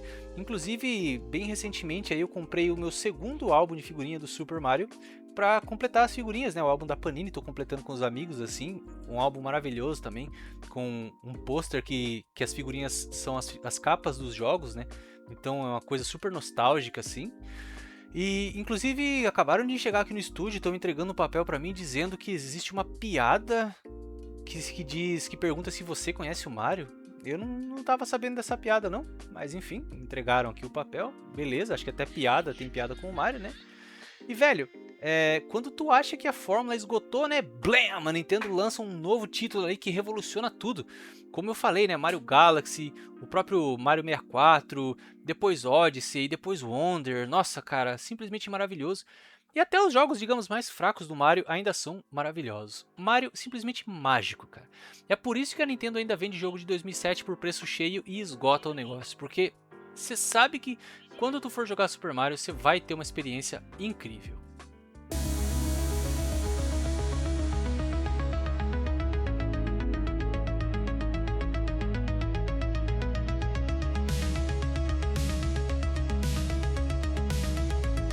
E agora nós vamos para outro lugar do mundo, cara. Falar de uma outra lenda dos games. O nosso querido Príncipe. Sim, meu velho, o Príncipe da Pérsia. Lançado lá em 1989, cara, ele pode ser considerado aí um dos primeiros jogos indie de todos os tempos. Porque, ao contrário de muitos jogos da época, desenvolvido ali por equipes maiores, né, por empresas, o Prince of Persia, né, ele foi quase inteiramente a obra de um único homem, o nosso querido Jordan Mechner. O Mechner, cara, ele era um molecão, assim, que gostava de computador, lá no começo dos anos 80, assim, já era entusiasta de computador, né? E ele já tinha vontade de trabalhar com jogos, desenvolver videogames, né? Como todo bom nerdola daquela época, que gostava de computador, de Magic, de cinema, né? De filme, de ação, assim, e aventura. Também gostava de videogame, só que ele tinha muita aptidão, né, com programação, então ele começou a desenvolver o seu próprio jogo, cara. Ele queria que o jogo dele parecesse um filme de aventura de Hollywood. Ele se inspirou em clássicos como Caçadores da Arca Perdida, né, filmes de capa e espada, tipo Aventura de Robin Hood, além de um livro que ele gostava muito, que era As Mil e Uma Noites. O objetivo dele, cara, quando ele criou o personagem, era criar um personagem que não fosse um super-herói, mas um humano vulnerável, que pudesse morrer com uma queda ou um único golpe de espada. E esse jogo ele foi muito interessante, porque ele foi um dos primeiros jogos que eu joguei na minha vida. Quando eu era bem criancinha, assim, devia ter uns 7, 6, 7 anos, vou dizer uns 7 anos, minha mãe trabalhava numa clínica. E nessa clínica, era uma clínica grande, assim, nessa cidadezinha que a gente morava, e ficava perto da minha casa, né? Então, às vezes, para não ficar sozinho em casa à tarde, assim, porque meu irmão tinha escola à tarde, eu descia na clínica, né? Enquanto minha mãe estava trabalhando, eu ficava lá desenhando, ficava assistindo TV, né? Fazendo alguma coisa assim. E aí, numa das salas assim da administração, tinha um computadorzão antigo, um 386 lá. E alguém um dia me chamou, não me lembro se era um enfermeiro, um médico, que era assim, me chamou e falou, cara, vem aqui, vou te mostrar um negócio. E me mostrou esse jogo, o Príncipe da Pérsia, Prince of Persia. E eu fiquei, assim, absolutamente maravilhado por aquilo, porque, primeiro, né, era uma coisa diferente, era uma coisa excitante de fazer, assim, pra uma criança naquela época, que a gente não tinha acesso ao videogame no celular, não tinha celular, né? Então aquilo ali, toda vez, assim, que eu ia pro consultório lá da minha mãe, pra clínica onde minha mãe trabalhava, eu pedia pra ficar lá no computador jogando Príncipe da Pérsia. Só que eu era uma criança, né? E esse jogo ele é um jogo extremamente difícil. Ele é um jogo muito punitivo, né? Como eu disse, a ideia do Mechner era fazer com que o príncipe fosse uma pessoa normal, uma pessoa real. Então se você não segurasse nas bordas quando você fosse descer, pular para baixo, assim, você quebrava a perna, sei lá, você morria, né? Caía de um lugar meio alto assim, ele morria. Tinha armadilhas que você caía nos espinhos também, você morria. Quando vinha um inimigo assim, cara, você tinha que lutar na esgrima mesmo. Dava uma atacada, o cara defendia. Ele te atacava, você defendia. Até você achar uma brecha e furar ele com a espada e ele caía no chão, assim. Aí você podia passar, né? E ele era um jogo também que foi um dos pioneiros, assim, que usou uma forma de animação chamada rotoscopia. O que é a rotoscopia, né? Era basicamente você filmar uma pessoa, um animal, alguém em movimento e depois pegar os frames dessa filmagem e desenhar o teu personagem em cima. Então isso fez com que o personagem tivesse uma movimentação muito realista para a época, assim. Eu me lembro que para você começar a correr, você tipo tava andando com o personagem, você apertava um botão e ele começava a correr, né? E ele tinha que realmente fazer o movimento de começar a pegar embalo para daí atingir a velocidade de corrida. E aí você soltava o botão de correr assim, ele tinha que ir parando, tinha inércia, né? Ele não simplesmente parava no lugar.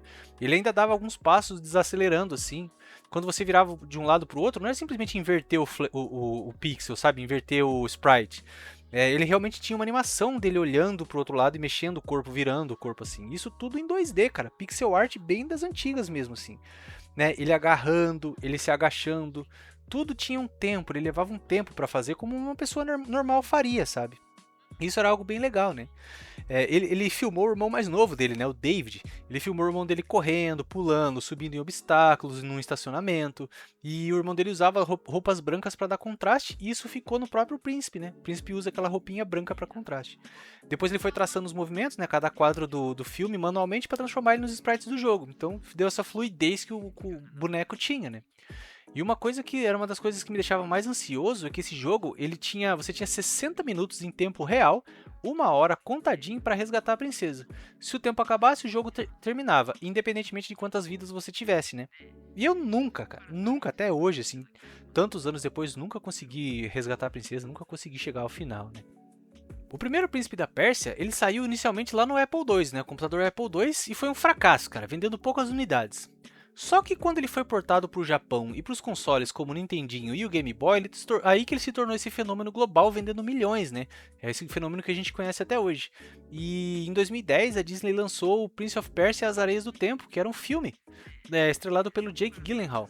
E por muito tempo ele deteve o recorde de filme baseado em videogames de maior bilheteria da história, arrecadando cerca de 336 milhões de dólares. E eu fui assistir esse filme no cinema, na estreia, assim.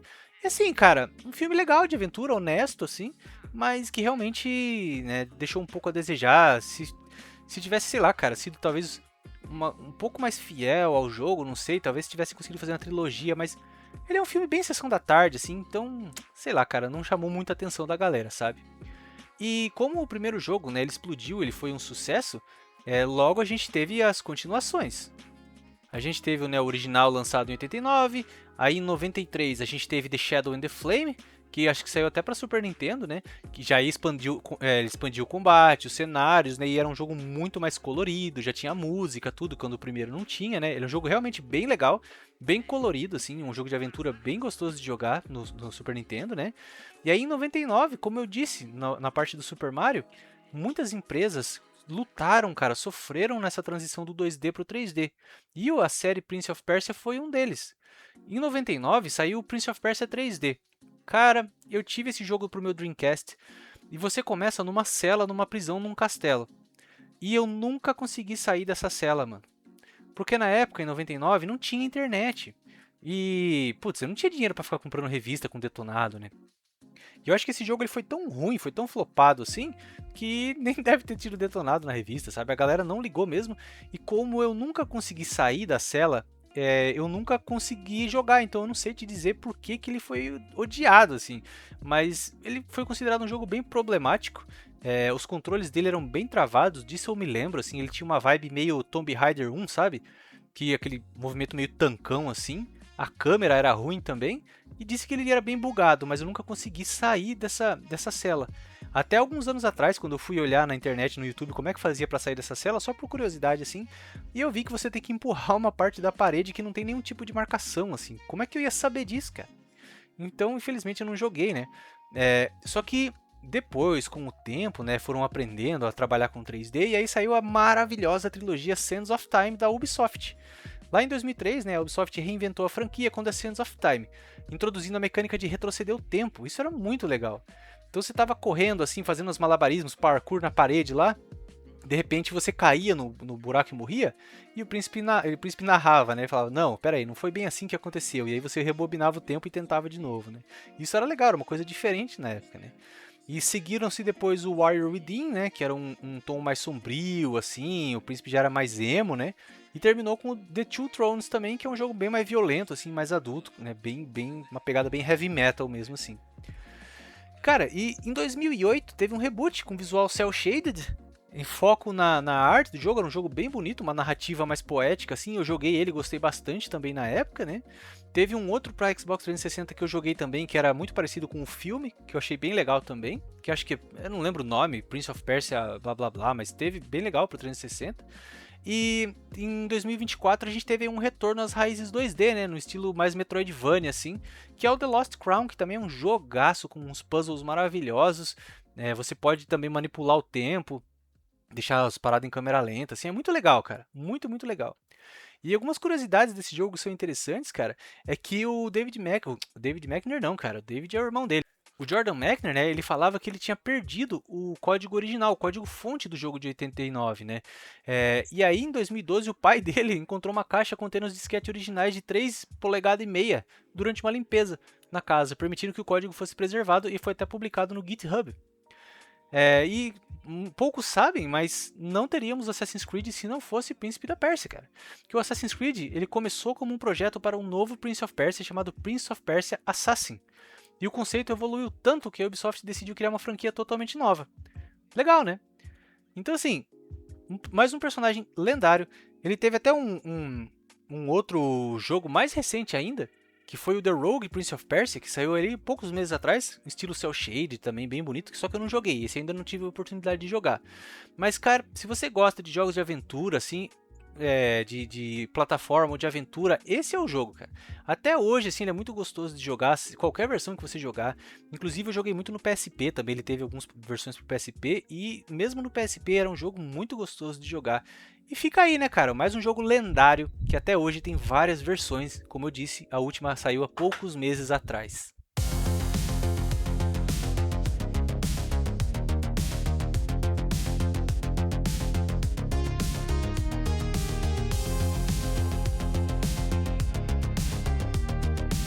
Agora nós saímos das areias escaldantes das Arábias e vamos para o incrível reino de Hyrule, ou Hyrule, se você preferir.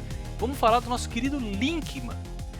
Mais um jogo do nosso querido Shigeru Miyamoto. Como é que pode, velho, esse cara ter criado tanta obra-prima, né? O Link foi criado pelo Shigeru Miyamoto e também pelo Takashi Tezuka, né, lá em 86. E olha, eu vou falar, eu não sei se isso já aconteceu com você, mas eu não sou um cara que jogou muito Zelda, cara.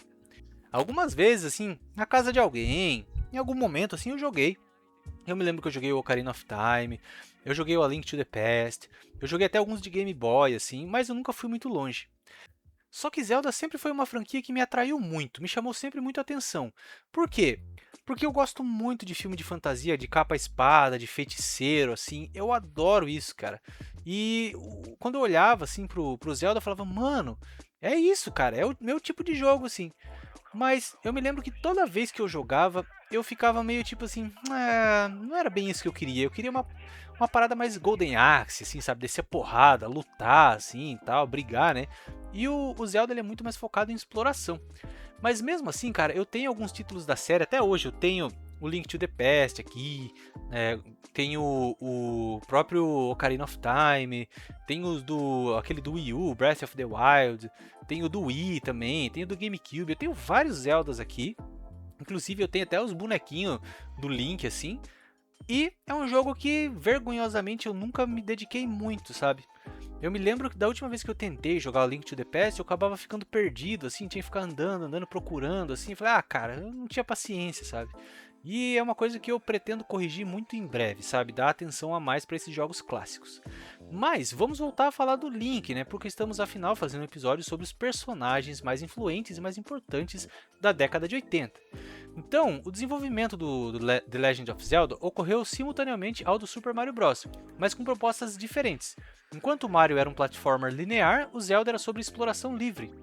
O Miyamoto ele baseou o jogo nas memórias que ele tinha da infância dele lá em Kyoto, onde ele gostava de explorar florestas, campos, cavernas, coletando insetos, coletando flores, só com uma lanterna. Ele queria capturar a sensação de descoberta, né, e o medo de desconhecido, como se fosse num jardim em miniatura, que é muito comum no Japão, que eles chamam de, minha pronúncia, me desculpem, né, mas é Hakoniwa, jardim em miniatura. O Link ele foi projetado para ser um personagem, abre aspas, vazio, servindo como um receptáculo para o jogador. É por isso que ele raramente fala, ele é a extensão física de quem segura o controle. Então ele foi um dos nossos primeiros heróis mudos, heróis silenciosos, né? Que depois se tornou clichê aí dos RPGs, tantos RPGs, até RPGs ocidentais, como Fable e tal, né? E diferentemente do Mario, que começou como Mr. Video, depois virou Jumpman, e aí sim foi chamado de Mario, o Link já começou com o nome dele mesmo, né? O Link, o nome dele tem duas origens principais reveladas pelo Miyamoto. Originalmente, né, a Triforce seria composta por chips eletrônicos, e o jogo iria envolver viagens entre o passado e o futuro. O protagonista seria o elo entre esses dois tempos. Elo em inglês é Link. Embora a ideia dos chips tenha sido descartada em favor da fantasia medieval, o nome permaneceu. O nome também simboliza o elo entre o jogador e o mundo de Hyrule. O visual clássico do Link, né, que é aquela túnica verde, aquele gorro dele com a pontinha, né, e as orelhas élficas, foi diretamente inspirado pelo personagem Peter Pan da Disney. O Miyamoto queria que ele fosse facilmente reconhecível em meio aos pixels limitados do Nintendinho. Historicamente, Link é um dos personagens canhotos mais famosos dos games. O Miyamoto, que também é canhoto, decidiu essa característica para o herói. No entanto, nas versões de Wii e Switch de Skyward Sword e Breath of the Wild, ele foi transformado em destro para facilitar o mapeamento de movimentos com os controles. Cara, eu tenho esse primeiro cartucho aqui de Nintendinho, o The Legend of Zelda, um cartucho lindíssimo, dourado, assim, tá impecável, o cartucho tá maravilhoso, assim, cara, e eu tenho medo de usar ele, sabe? Eu tenho medo de colocar ele no Nintendinho, porque o Nintendinho tem aquela gaveta que você tem que esfregar o cartucho, sabe assim? Eu tenho medo de riscar tudo ele, então eu nunca usei meu cartucho, cara. Ele está novo, cara, novo. Eu preciso dar uma chance pra Legend of Zelda, né, mano? Bom, a série, né, ela é famosa por ter uma linha do tempo complexa que se divide em 3 ramos após os eventos do Ocarina of Time. Então a gente tem os marcos principais, né, que são jogos essenciais para você conhecer o nosso amigo Link, que é o The Legend of Zelda, né, onde tudo começou, introduziu o mundo aberto, é um dos primeiros cartuchos já com salvamento de progresso, com bateria interna, né. Depois a gente teve o lendário Link to the Past de 91 no Super Nintendo, consolidou a estrutura da série, né, com o mundo da luz, o mundo das trevas. Inclusive foi o que eu mais joguei, assim, e que jogo bonito, né? Nossa, cara, como os caras tiravam leite de pedra no Super Nintendo, assim, a arte do jogo é lindíssima, mano. Até eu tenho um do Wii U aqui, ou do GameCube, que é aquele que é tipo cel shading, sabe? E eu joguei bastante ele também, cara, no Wii U, assim. É um jogo bem bonito, bem cartoon, assim.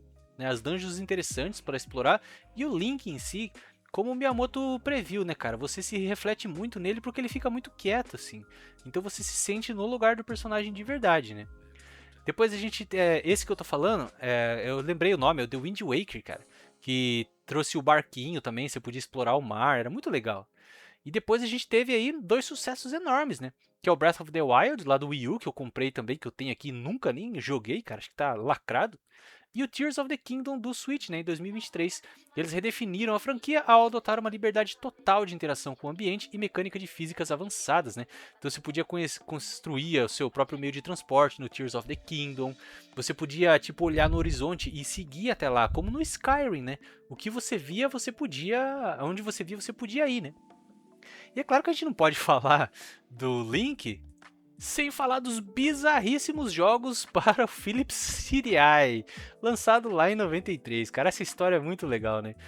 Para quem não sabe, em 89 a Nintendo assinou um acordo com a Sony para desenvolver o sistema baseado em CD-ROM, conhecido como SNES CD ou Nintendo PlayStation, né? Que seria o periférico para o Super Nintendo. Ia permitir full motion video, né? Que estava muito em voga na época, jogos maiores e tal. E a Nintendo quebrou o acordo e ao invés disso assinou com a Philips para produzir o periférico. E aí, cara, a Philips resolveu lançar 2 jogos da série Zelda e jogos do Mario também na sua plataforma, que é o horrendo Link The Faces of Evil e Zelda The Winds of Gamelon, que é o primeiro jogo onde a gente joga realmente com a Zelda, cara. Você achou que era o jogo do Switch? Não, lá em 93 já tinha o Zelda's Adventure. Então na verdade são 3 jogos, né? O Link The Faces of Evil, Zelda The Wind of Gamelon e o Zelda's Adventure. Cara, que bizarro, velho.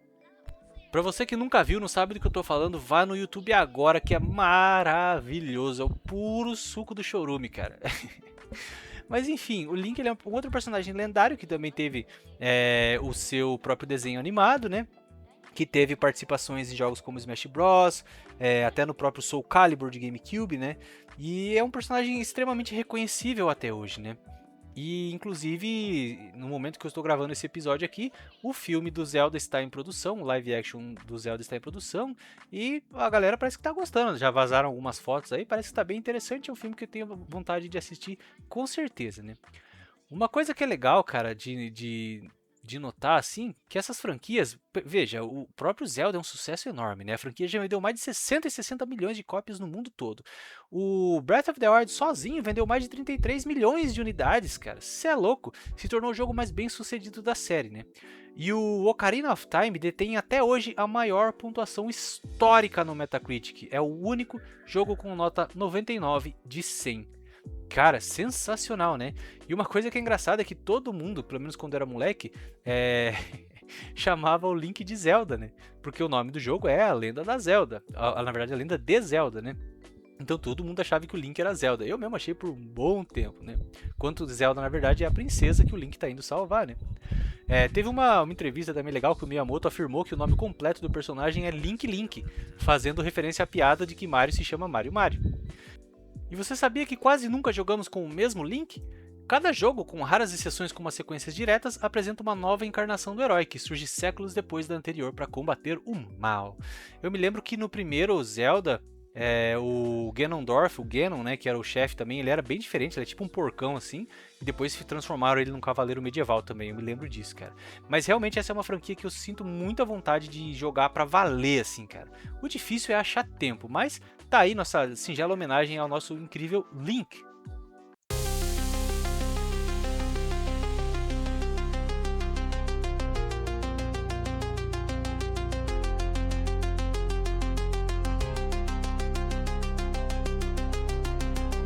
E agora vamos ainda mais, mas muito mais longe, para o espaço sideral, porque vamos falar da Samus Aran.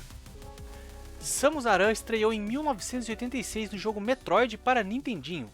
É um outro jogo que eu tenho que jogar muito, assim, a série Metroid. Eu tenho também o primeiro cartucho aqui para o Nintendinho, tá novinho, eu nunca usei, pelo mesmo motivo, porque eu não quero que ele fique todo detonado, cara, porque você tem que enfiar ele naquela maldita gaveta do Nintendinho, né? A Samus, ela foi criada por uma equipe liderada pelo Gunpei Yokoi. Se você não está ligando o nome à pessoa, ele foi o criador do Game Boy, nada mais nada menos. E ela foi desenhada pelo Hiroji Yotake.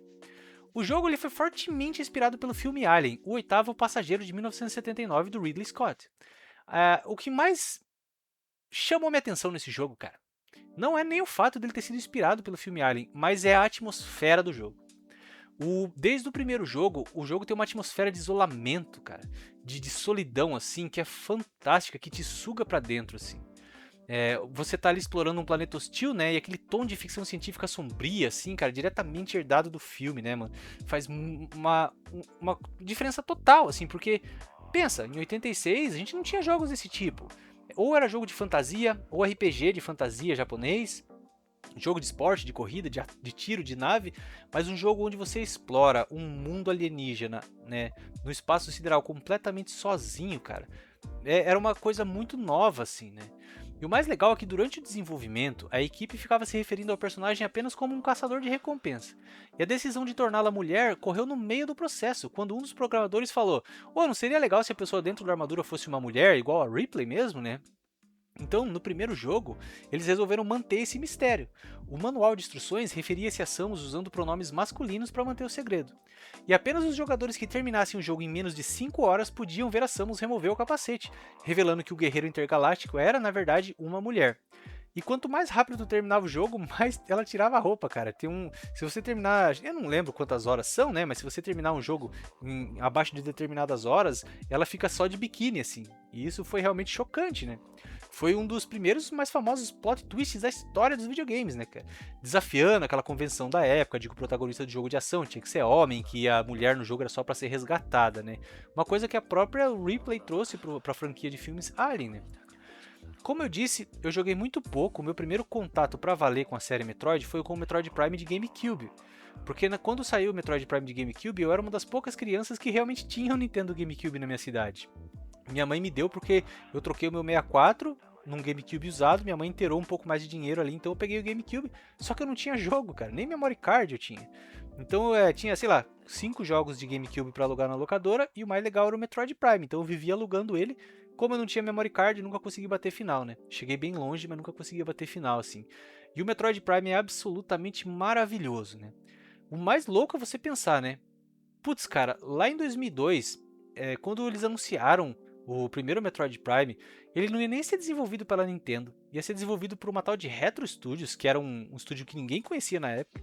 E eles mudaram de um jogo side-scroller Metroidvania, assim, pra um jogo de tiro em primeira pessoa, FPS, cara. Que era uma coisa que nunca a gente tinha visto falar, né? Mudar um estilo de jogo tanto assim. E era um estilo de jogo que os fãs da Nintendo, principalmente os fãs japoneses, não gostavam. Tanto que a própria trilogia Metroid Prime nunca foi muito famosa no Japão, nunca vendeu muito assim, né? Bom, mas depois do Metroid de 86, a gente teve o 2, o Return of Samus em 91, lançado para o Game Boy, né?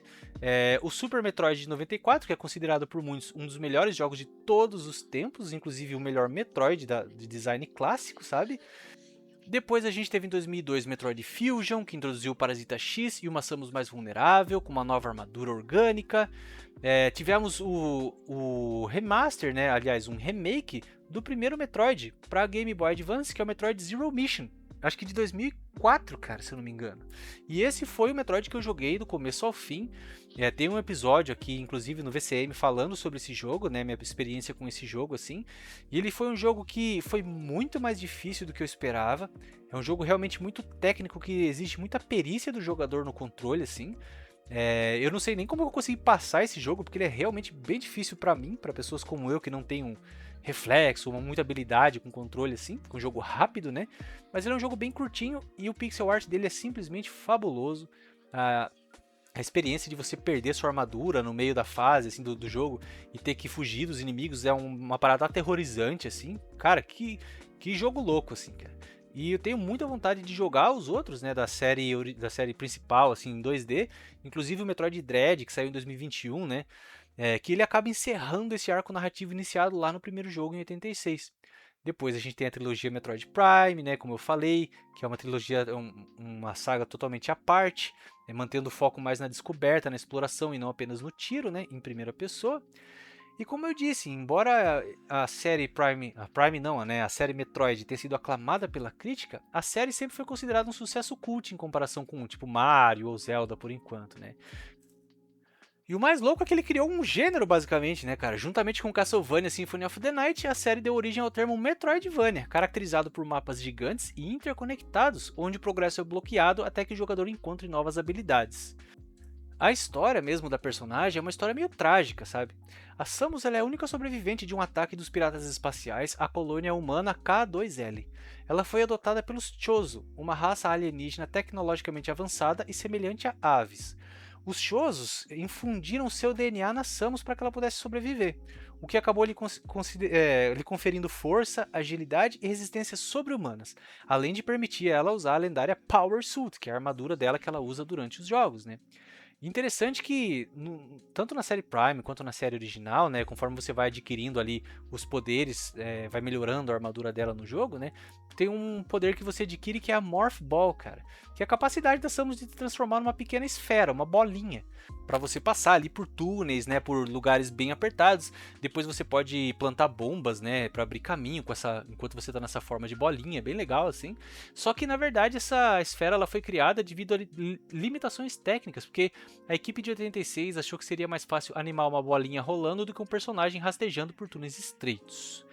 Umas curiosidades desse jogo que são interessantes também, cara, é que o arqui-inimigo da Samus, né, ou digamos o Bowser da Samus, é o Ridley, que é um dragão espacial.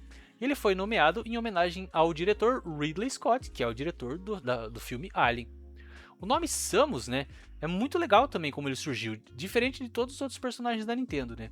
O Hiroji Kiyotaki, um dos designers, né, afirmou que o apelido Aran foi inspirado no nome real do lendário futebolista Pelé, que é o Edson Arantes do Nascimento. Ele queria algo que soasse exótico. E ao longo da franquia Metroid, a Samus ela vai usando várias armaduras diferentes, né, cara? A armadura dela vai permitindo que ela absorva a tecnologia alienígena, né? Principalmente a tecnologia dos Shoso, né, para evoluir.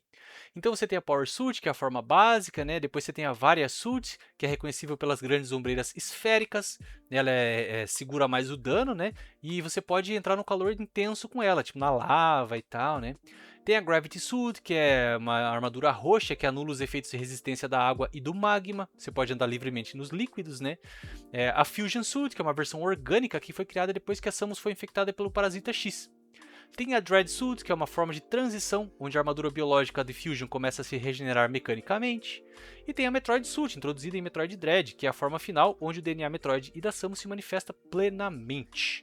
Cara, e também não podemos deixar de falar da Zero Suit, né? Que é a roupa que ela usa por baixo da armadura, que também acabou ficando icônica aí, principalmente no Zero Mission, né? A parte onde você perde a sua armadura, que os piratas te sequestram, você fica basicamente indefesa, né? Claro que você tem o teu canhão também, que é uma das armas mais versáteis. Você tem o tiro normal, o tiro carregado, o tiro de gelo, o tiro que atravessa a parede, tem o plasma beam, tem míssil, bomba, enfim, cara, tem o screw attack, né? Que é um salto que você tem que ter, cara, você tem que ter muita habilidade. Você tem que ir correndo assim e abaixar e saltar ao mesmo tempo e ela vira uma serra circular, assim. Eu tentei fazer tanto isso no jogo, mas é tão difícil, né? Então, tá aí um pouquinho sobre a nossa querida Samus, né, a primeira grande heroína aí dos videogames, começando lá em 86, né. Então, se você quer conhecer mais a heroína, cara, joga o Metroid Zero Mission, começa por ele. Eu acho que o de 86 é muito difícil do Nintendinho, ele não tem nem mapa pra você se orientar, né, o do Game Boy já tem. Depois vai pro Metroid 2, lá do Game Boy, ou se você preferir jogar a versão do 3DS, o remake do 3DS de 2017, que é o Samus Return, também bem legal. Tem o Super Metroid de Super Nintendo, o Fusion, o Dread. Acho que todos esses jogos assim são maravilhosos, se complementam muito, né? E também toda a série Prime, né? Principalmente o Prime 1, 2 e 3.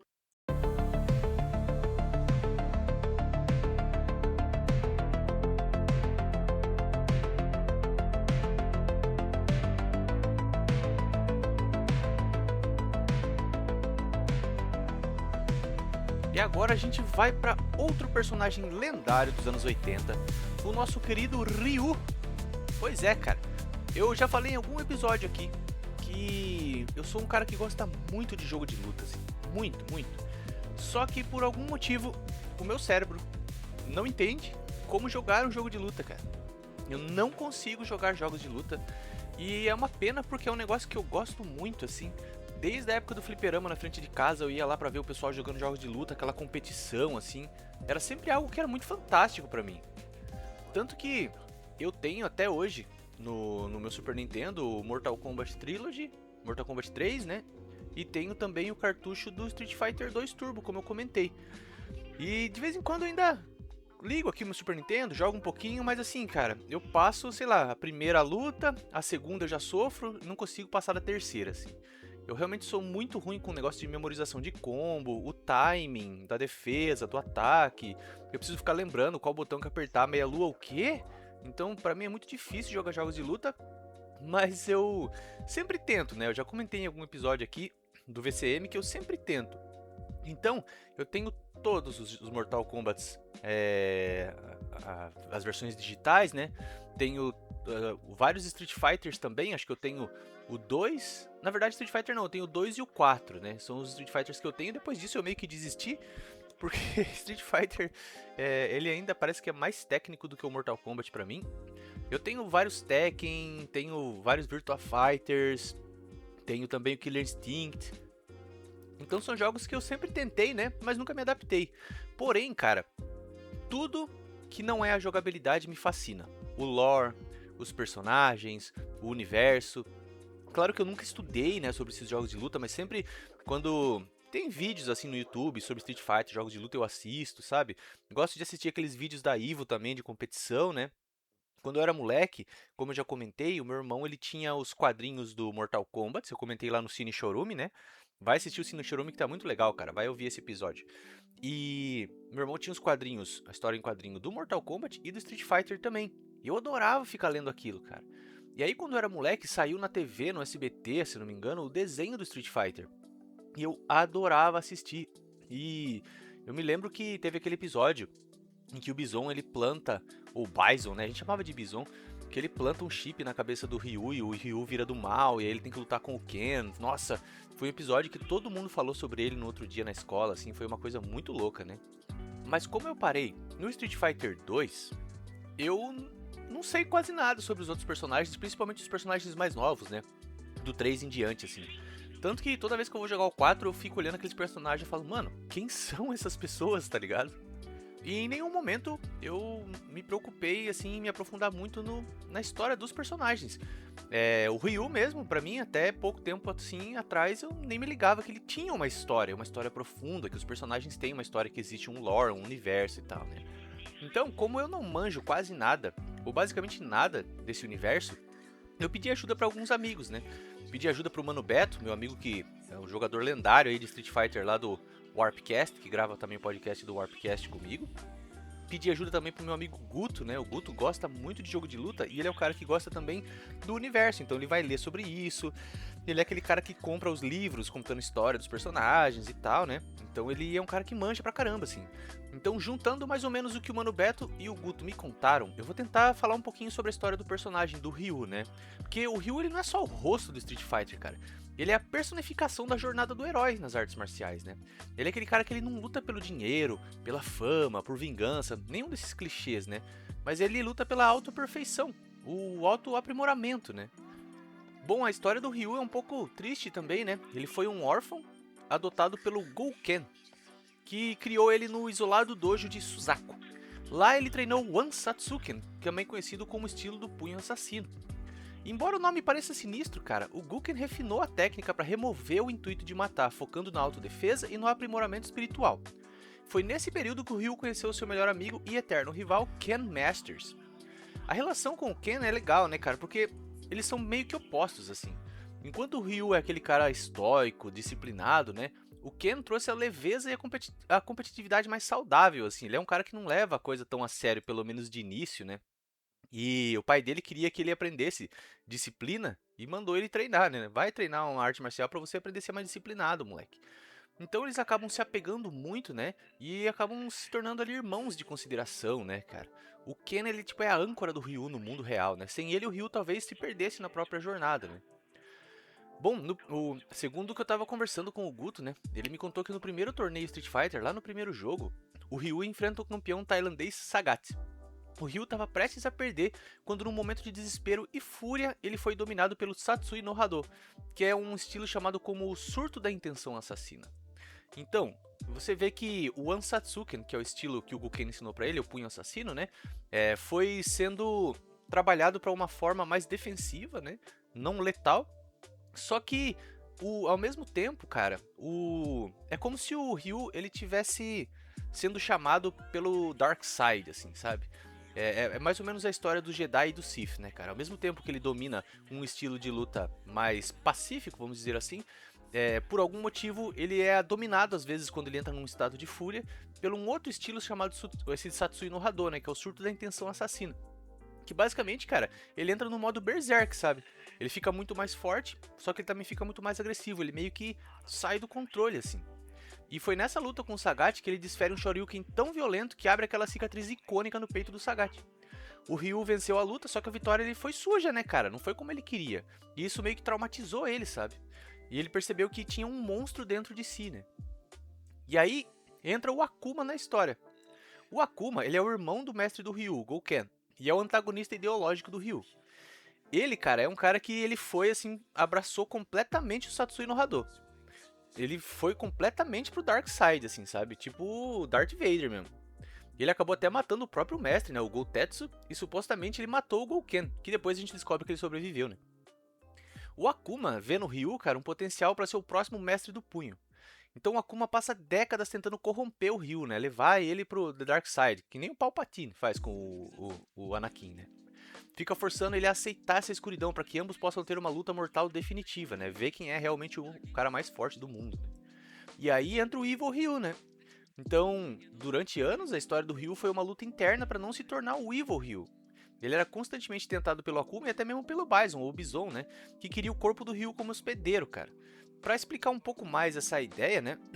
Pensa assim, o Bison, né? Ele tinha uma obsessão com o Ryu, mas não é só pela admiração marcial dele, né? Mas para uma necessidade mais biológica mesmo. Nessa parte, o Mano Beto me contou um pouquinho assim, mas eu vou fazer um resumo, né? Eu acabei escrevendo um resuminho aqui para não esquecer. Então, tudo gira em torno de uma força chamada Psycho Power e das limitações do corpo do próprio Bison. Então, o Bison, cara, ele tem esse Psycho Power, esse poder psíquico, que é uma energia alimentada pelo ódio e pela negatividade. De novo, né, o Dark Side. O problema é que essa energia ela é tão instável e corrosiva que ela destrói o corpo de quem a carrega. Então o corpo que a gente vê o Bison usar na maioria dos jogos é na verdade um clone, cara. É um receptáculo artificial criado pelos cientistas da Shadalu. E esses corpos, eles não aguentam muito, né, o Psycho Power, eles acabam se corroendo ali, então eles têm um prazo de validade, sabe? Acabam entrando em colapso, né? E aí o Bison ele busca o que ele chama de Ultimate Body, ou Corpo Supremo, né? Um hospedeiro perfeito, onde ele possa se incorporar ali, né? E usar o Psycho Power, liberar o poder máximo do Psycho Power sem que esse corpo seja destruído.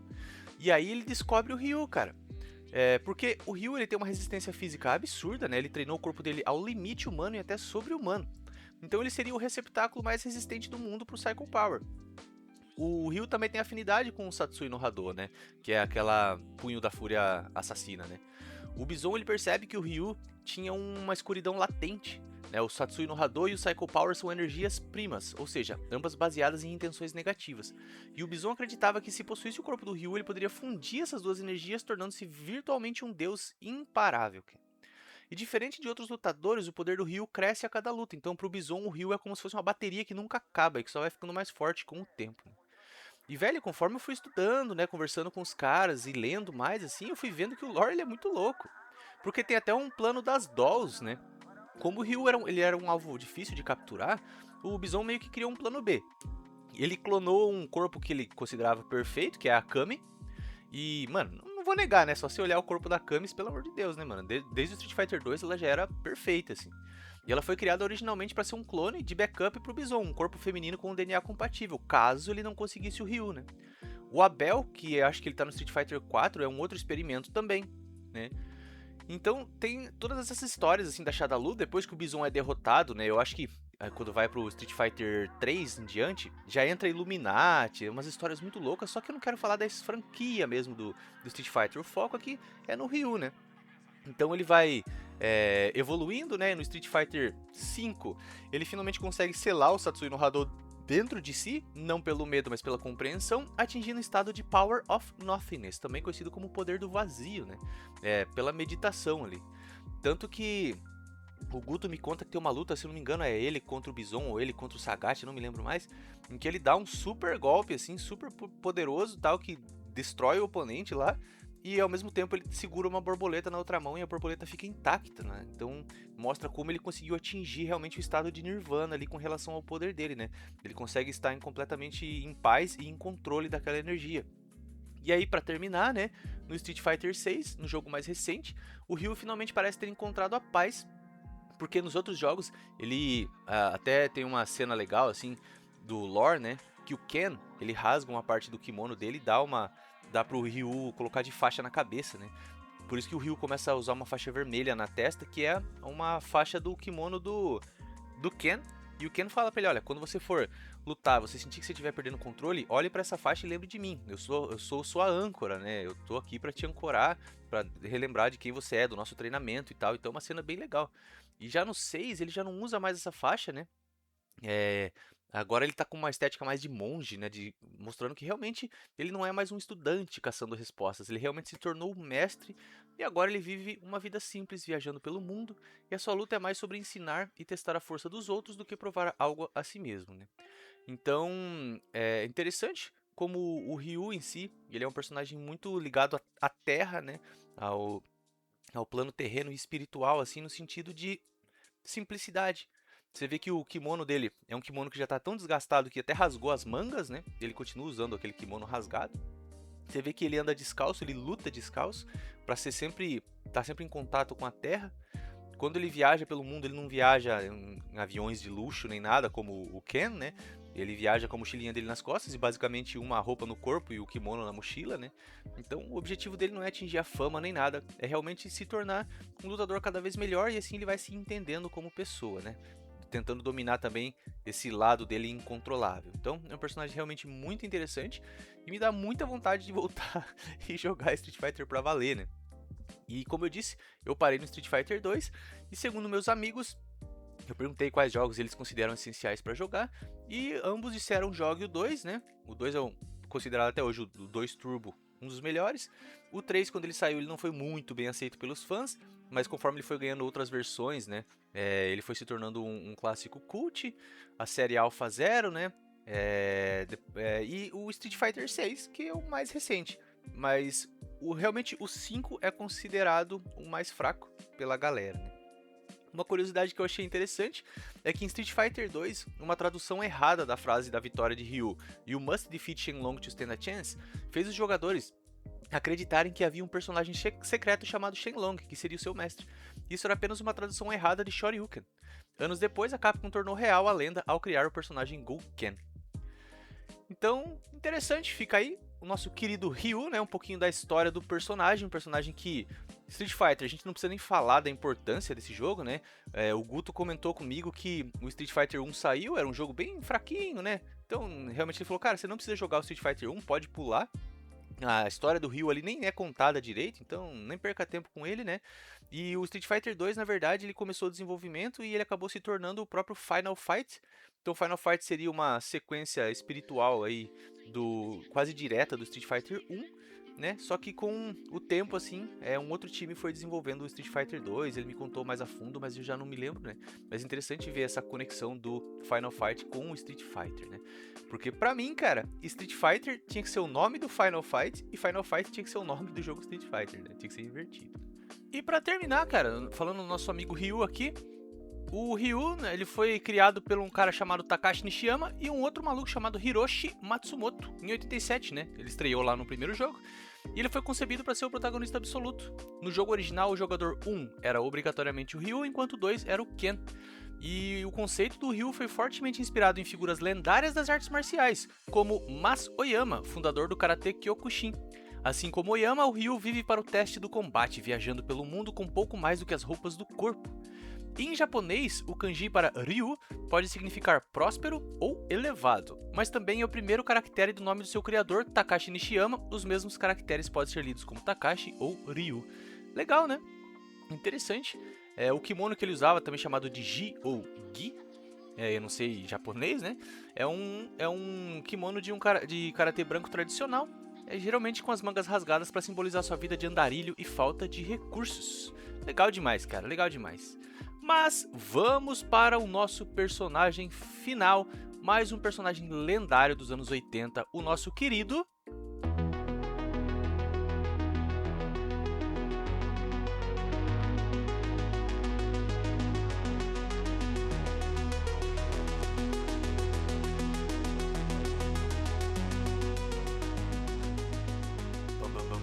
Ele é puro aço, Mega Man, ele é ferro e fogo, Mega Man, vai vencer o mal. Cara, Mega Man, velho, não tem como a gente falar dos anos 80 e não falar de Mega Man, ou Rockman. para os mais íntimos.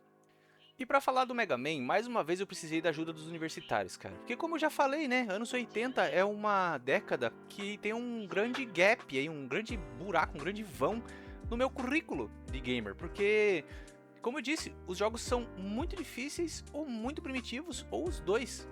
E eu tive alguns jogos do Mega Man, eu tive um Mega Man para Game Boy, cartuchinho, original. Não conseguia passar, acho que da segunda fase. Eu tentei jogar também no Nintendinho, depois tentei jogar no Super Nintendo. E realmente não é pra mim, assim. Esses jogos Run and Gun são um dos meus estilos favoritos, cara. Eu amo Contra, né? Eu amo Metal Slug. Mas o Contra mesmo, eu fui terminar o meu primeiro Contra, o Contra 3 Alien Wars, só com Save State e bem recentemente, ano passado, assim, com muita tentativa. Mas muita, tipo assim, eu andava um passo com o personagem, Save State. Um passo, Save State. E assim eu consegui terminar o jogo, mas basicamente roubando, né? Porque se fosse pra terminar com aquelas 3 vidas, cara, sinto muito, jamais eu conseguiria na minha vida terminar esse tipo de jogo, né? E o Mega Man, inclusive, eu tenho o Mega Man X pro Saturno aqui, é um jogo lindíssimo, mano. Um jogo extremamente lindo, um pixel art maravilhoso, cara. E gostoso de jogar também, mas, de novo, é um jogo que é muito difícil pra mim.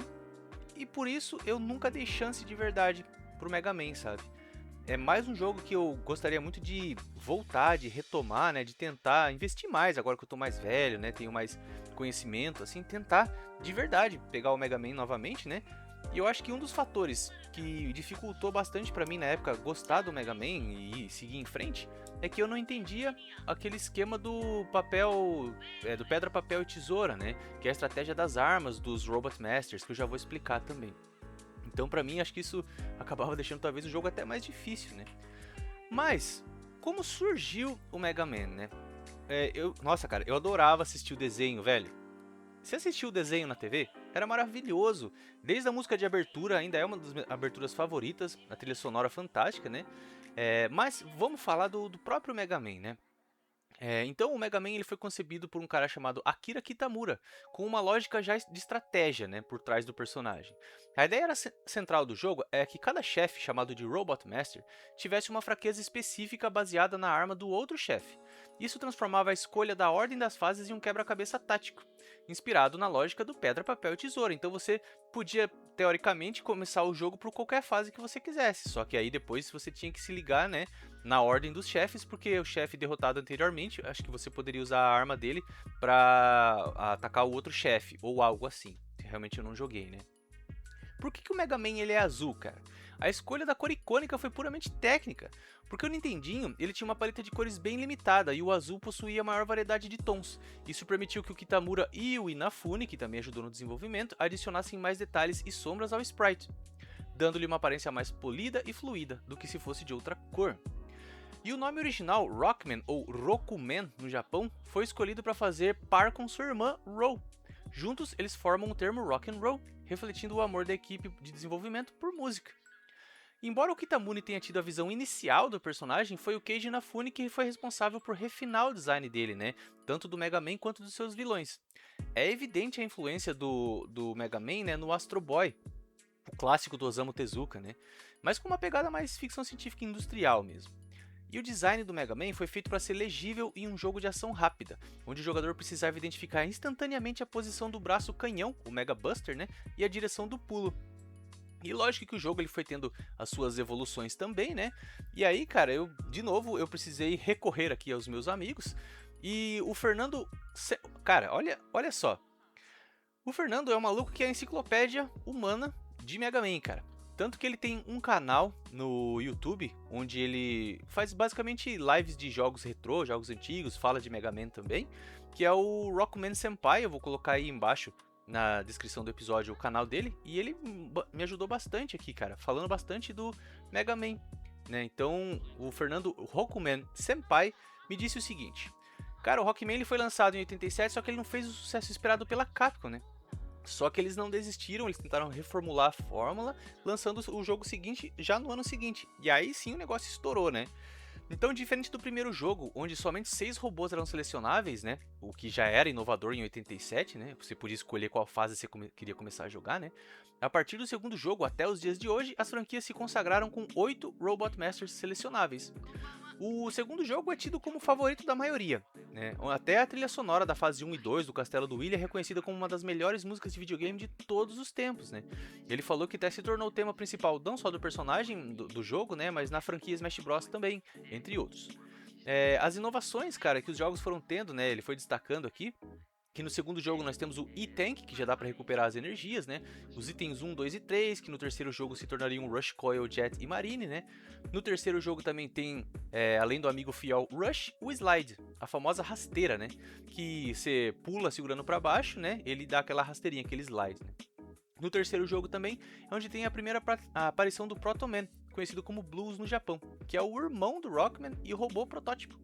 Já no quarto jogo nós temos o tiro carregado, né? Você podia segurar o botão e ele carregava aquele mega tiro, né? E acho que foi esse que eu joguei porque eu me lembro de carregar o tiro. E entra o amigo Ed, né? Que durante as fases, dentro da sua cabeça, ele dropa um item, sendo energia de cura de vida, de arma, vida ou E-Tank. No quinto jogo temos o pássaro Beat, outro amigo que se junta ao grupo e ataca os inimigos ao comando de Rockman. No sexto jogo, Rush se junta a Rockman, se tornando uma armadura poderosa ou voadora, podendo selecionar uma das duas funções de cada vez. E essa é a saga do Nintendinho, né?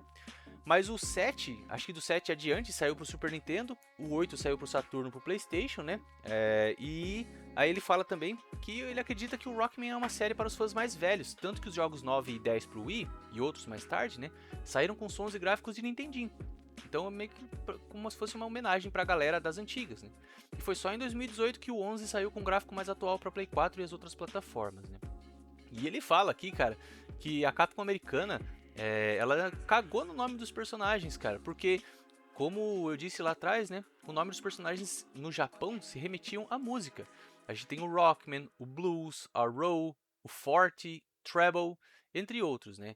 Só que nos Estados Unidos o Rockman virou Mega Man, né? O Blues virou Proto Man, o Forte virou Bass, o Treble virou Gospel, entre outros, né? Então o sentido do rock and roll acabou se perdendo. E ele fala que o Rockman ele tem a sua relevância, estando sempre possível presente em easter eggs em jogos da Capcom, como Cannon Spike, também em outras empresas, né, no Smash Bros, até na Sega, no Sonic Racing e tal, né? E ele finaliza dizendo que o Mega Man ele deixou um legado que ainda está inacabado para os fãs mais retrôs com a série clássica.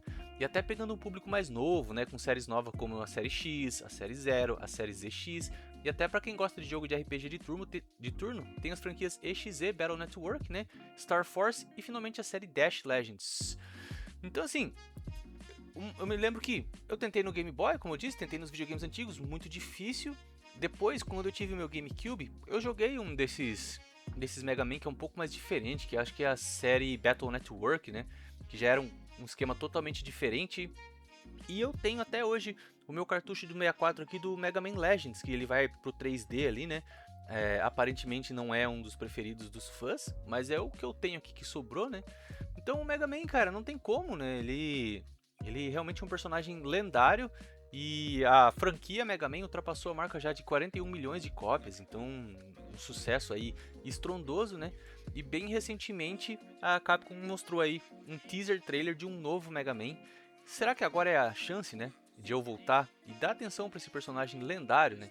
Um personagem que, cara, até hoje aí os fãs clamando por mais jogos, né? Então não podia deixar de terminar o episódio sem falar do nosso querido Homem Mega.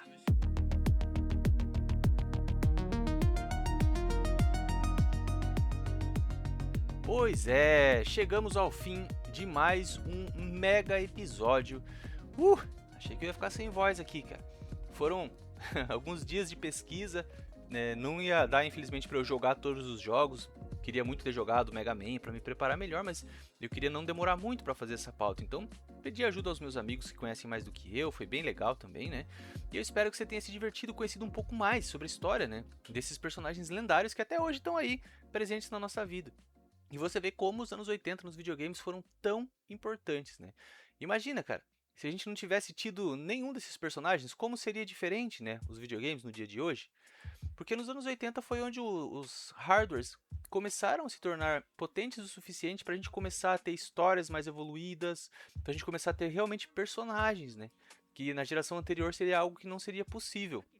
Então a gente começa aí os anos 80, né, ainda no Atari, e vai terminar os anos 80 já com o Mega Drive, né? Então uma evolução enorme nessa década em todos os setores da tecnologia e, claro, nos videogames. Logo, logo, no episódio 90, a gente vai fazer os maiores personagens dos videogames dos anos 90, e aí é onde eu já começo a manjar um pouco mais, então dá pra falar mais das minhas experiências pessoais também. Bom, meu velho, por hoje é isso. Um grande abraço do teu amigo Nino. Te vejo no próximo episódio e comenta aí embaixo qual é o teu personagem favorito dos anos 80 e qual eu deixei de fora. Um grande abraço, fui!